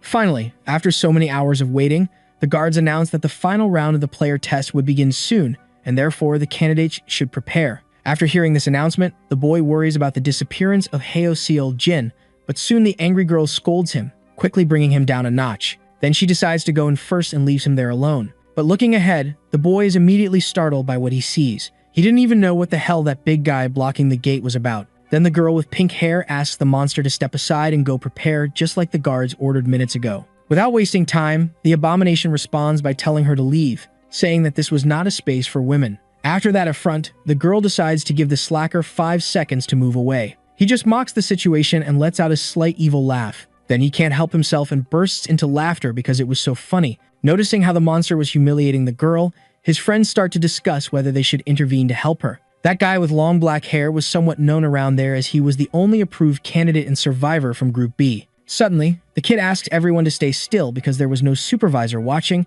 and it was impossible to predict the enemy's movements. If an intervention were made at that moment, everything would turn into a big mess. Realizing he wouldn't provoke the girl so easily, the monster speculates some things about the guys from Group C, but in any case, he still needed to significantly reduce the number of people, so he decides to go after Group C with the intention of correcting their behavior. Suddenly, a boy appears in the midst of the fight and delivers a solid blow to the slacker's face. The girl with pink hair panics upon realizing that her ally attacked first, leaving room for a deadly counterattack. The boy was filled with rage towards the monster that called them trash and was trying to make him take back his offensive words. Meanwhile, the girl saw her friend's naivety fall for such a silly provocation, and now the monster would no longer be blamed for this fight. Then the enemy seizes the first opportunity to firmly grab the boy's heel with the intention of immobilizing him. Since he had attacked him first, all those actions fall under the concept of self-defense. And so the monster continues to take advantage of his right, throwing the boy to the ground with all his strength. Due to the unbearable pain he felt, the boy starts to scream inevitably. After that, the monster doesn't waste time and provokes the girl with pink hair once again. Since her friend couldn't be helped without direct intervention, she decides to play the enemy's game and go after the huge mosquito. The guy from the vampire class then celebrates because he finally managed to reach his goal. It soon becomes clear why the guy who was at least Class C was acting so arrogantly. After talking a bit about the enemy, the command for everyone to prepare for battle is given. As expected, it doesn't take long for the first attacks to begin. But suddenly, right at the start of everything, the monster notices something that catches his attention. Without giving the big guy time to think, a massive explosion occurs right above him with no chance to react. Out of nowhere, lightning had taken over the sky, and people watched everything without understanding the reason for it. Then the boy in the green jacket says that those are not natural phenomena, but rather someone who had shot at the monster with their powers. In any case, it doesn't take long for the author of the blow to appear, and it turns out to be the protagonist. After finishing the job, Sale feels a bit confused about something he had received from the teacher.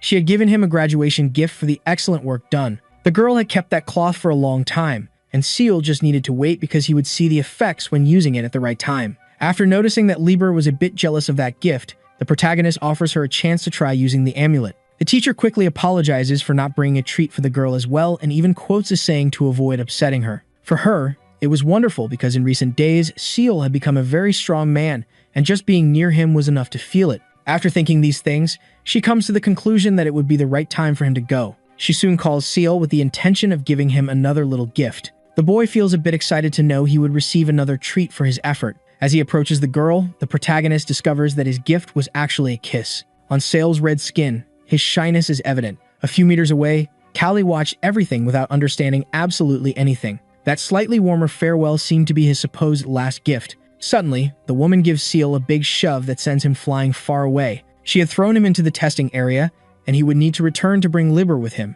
While Seal shouted for help, the girl asked him to be careful while he was there. With that, a small flash appears in a previously unknown location. At that moment, he talks to the judges about a practice match before entering the test, along with the participants of that edition. After a few seconds in the air, Sale falls to the ground and soon realizes that he suffered no damage from the impact, probably due to the cloak he was wearing. In any case, he also notices that the ground in that place was very strange and out of the ordinary. But it doesn't take long for the protagonist to understand that he was actually on top of a person. Without hesitation, Sale gets off the guy, apologizing and showing a lot of concern. Then he panics upon realizing that the man was not responding, seeming to have died. Amid this chaos, out of nowhere, Seal hears a voice calling his name. It was the girl with pink hair trying to alert him about the danger he was in near that monster, which was no longer quiet like before. With that, Seal finally looks back and realizes the mess he got himself into. And it doesn't take long for the monster to strike, causing a huge destruction on the ground of the place. After that, the girl with pink hair is impressed by the strength of the opponent,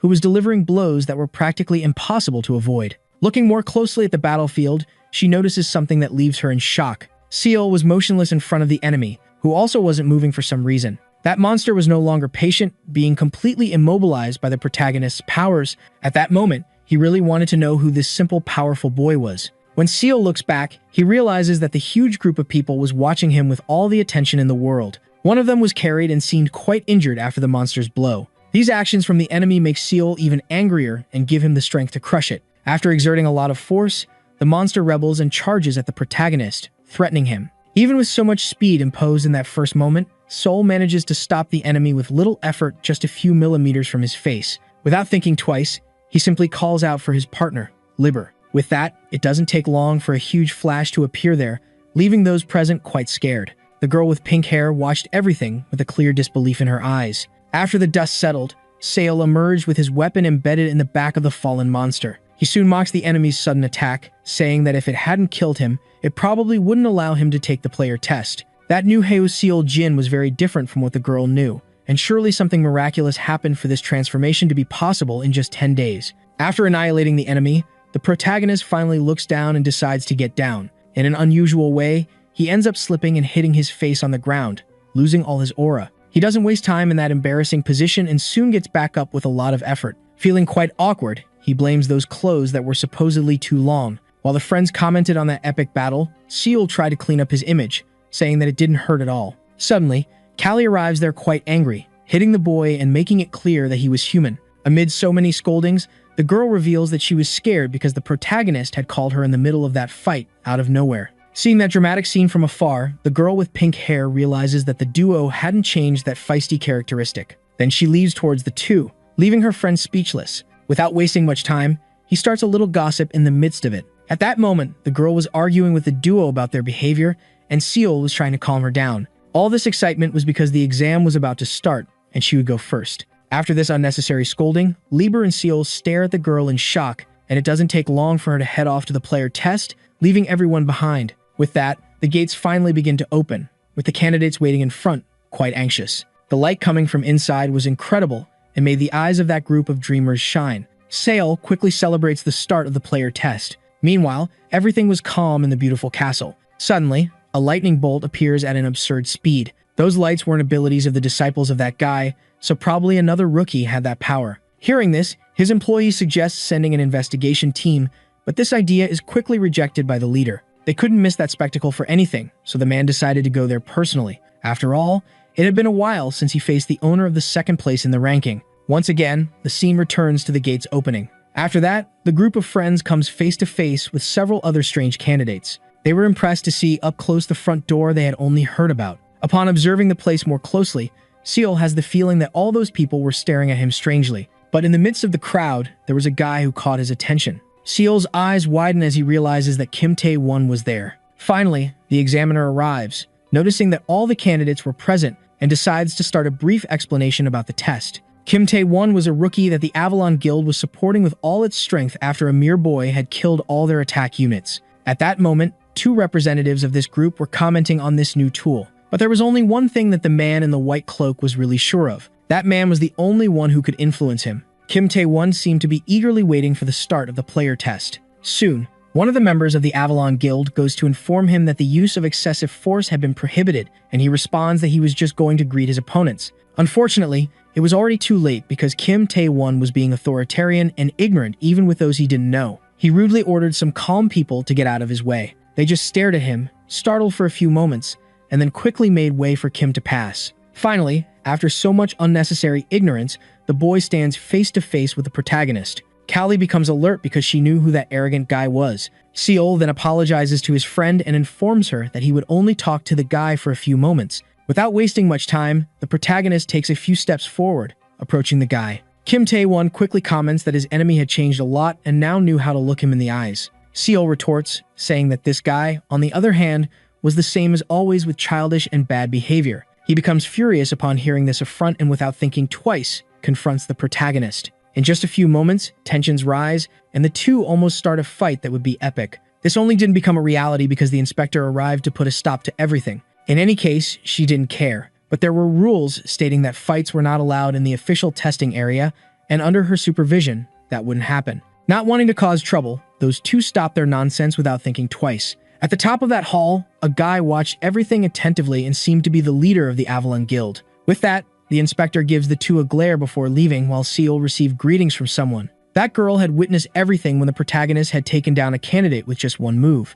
She seemed to like Sale and found him cute, but he wasn't her type of guy. This crazy girl even tested the protagonist's skin with pinches and commented on the approval of Group C with a perverted look. Finally, the inspector arrives to put a stop to Lulu and makes her say goodbye to the charming boy. Everyone had passed the test because of Seal, and that's why she commented that he needed to stop being so generous because it wasn't fair. Suddenly, a brute arrives there supporting Lulu with the argument that the protagonist's actions could become a problem for the balance of the test. The groups A and D that would take the same test had a smaller number compared to C, and allowing the participants to cooperate would make everything very unfair, argued Bibi. If Seal were really special, it would make that exam even more disproportionate, according to her. After listening to all these arguments, the inspector realizes that her boys have grown up and knows how to face these adversities. Meanwhile, Seal felt a different atmosphere in that place, and it seemed like the judges would start fighting at any moment. For a few moments, the inspector concentrates, even closing her eyes to think. Then she simply accepts that she has lost, allowing Lulu to do as she wishes, which makes her quite satisfied. Out of nowhere, the girl approaches Seal, commenting on cutting her clothing in half. Since she was sure that everyone had heard the conversations, she quickly informs that under her guidance, the tests for Group B would be conducted individually. Our video ends here. If you liked it, leave your like. See you next time. Bye-bye.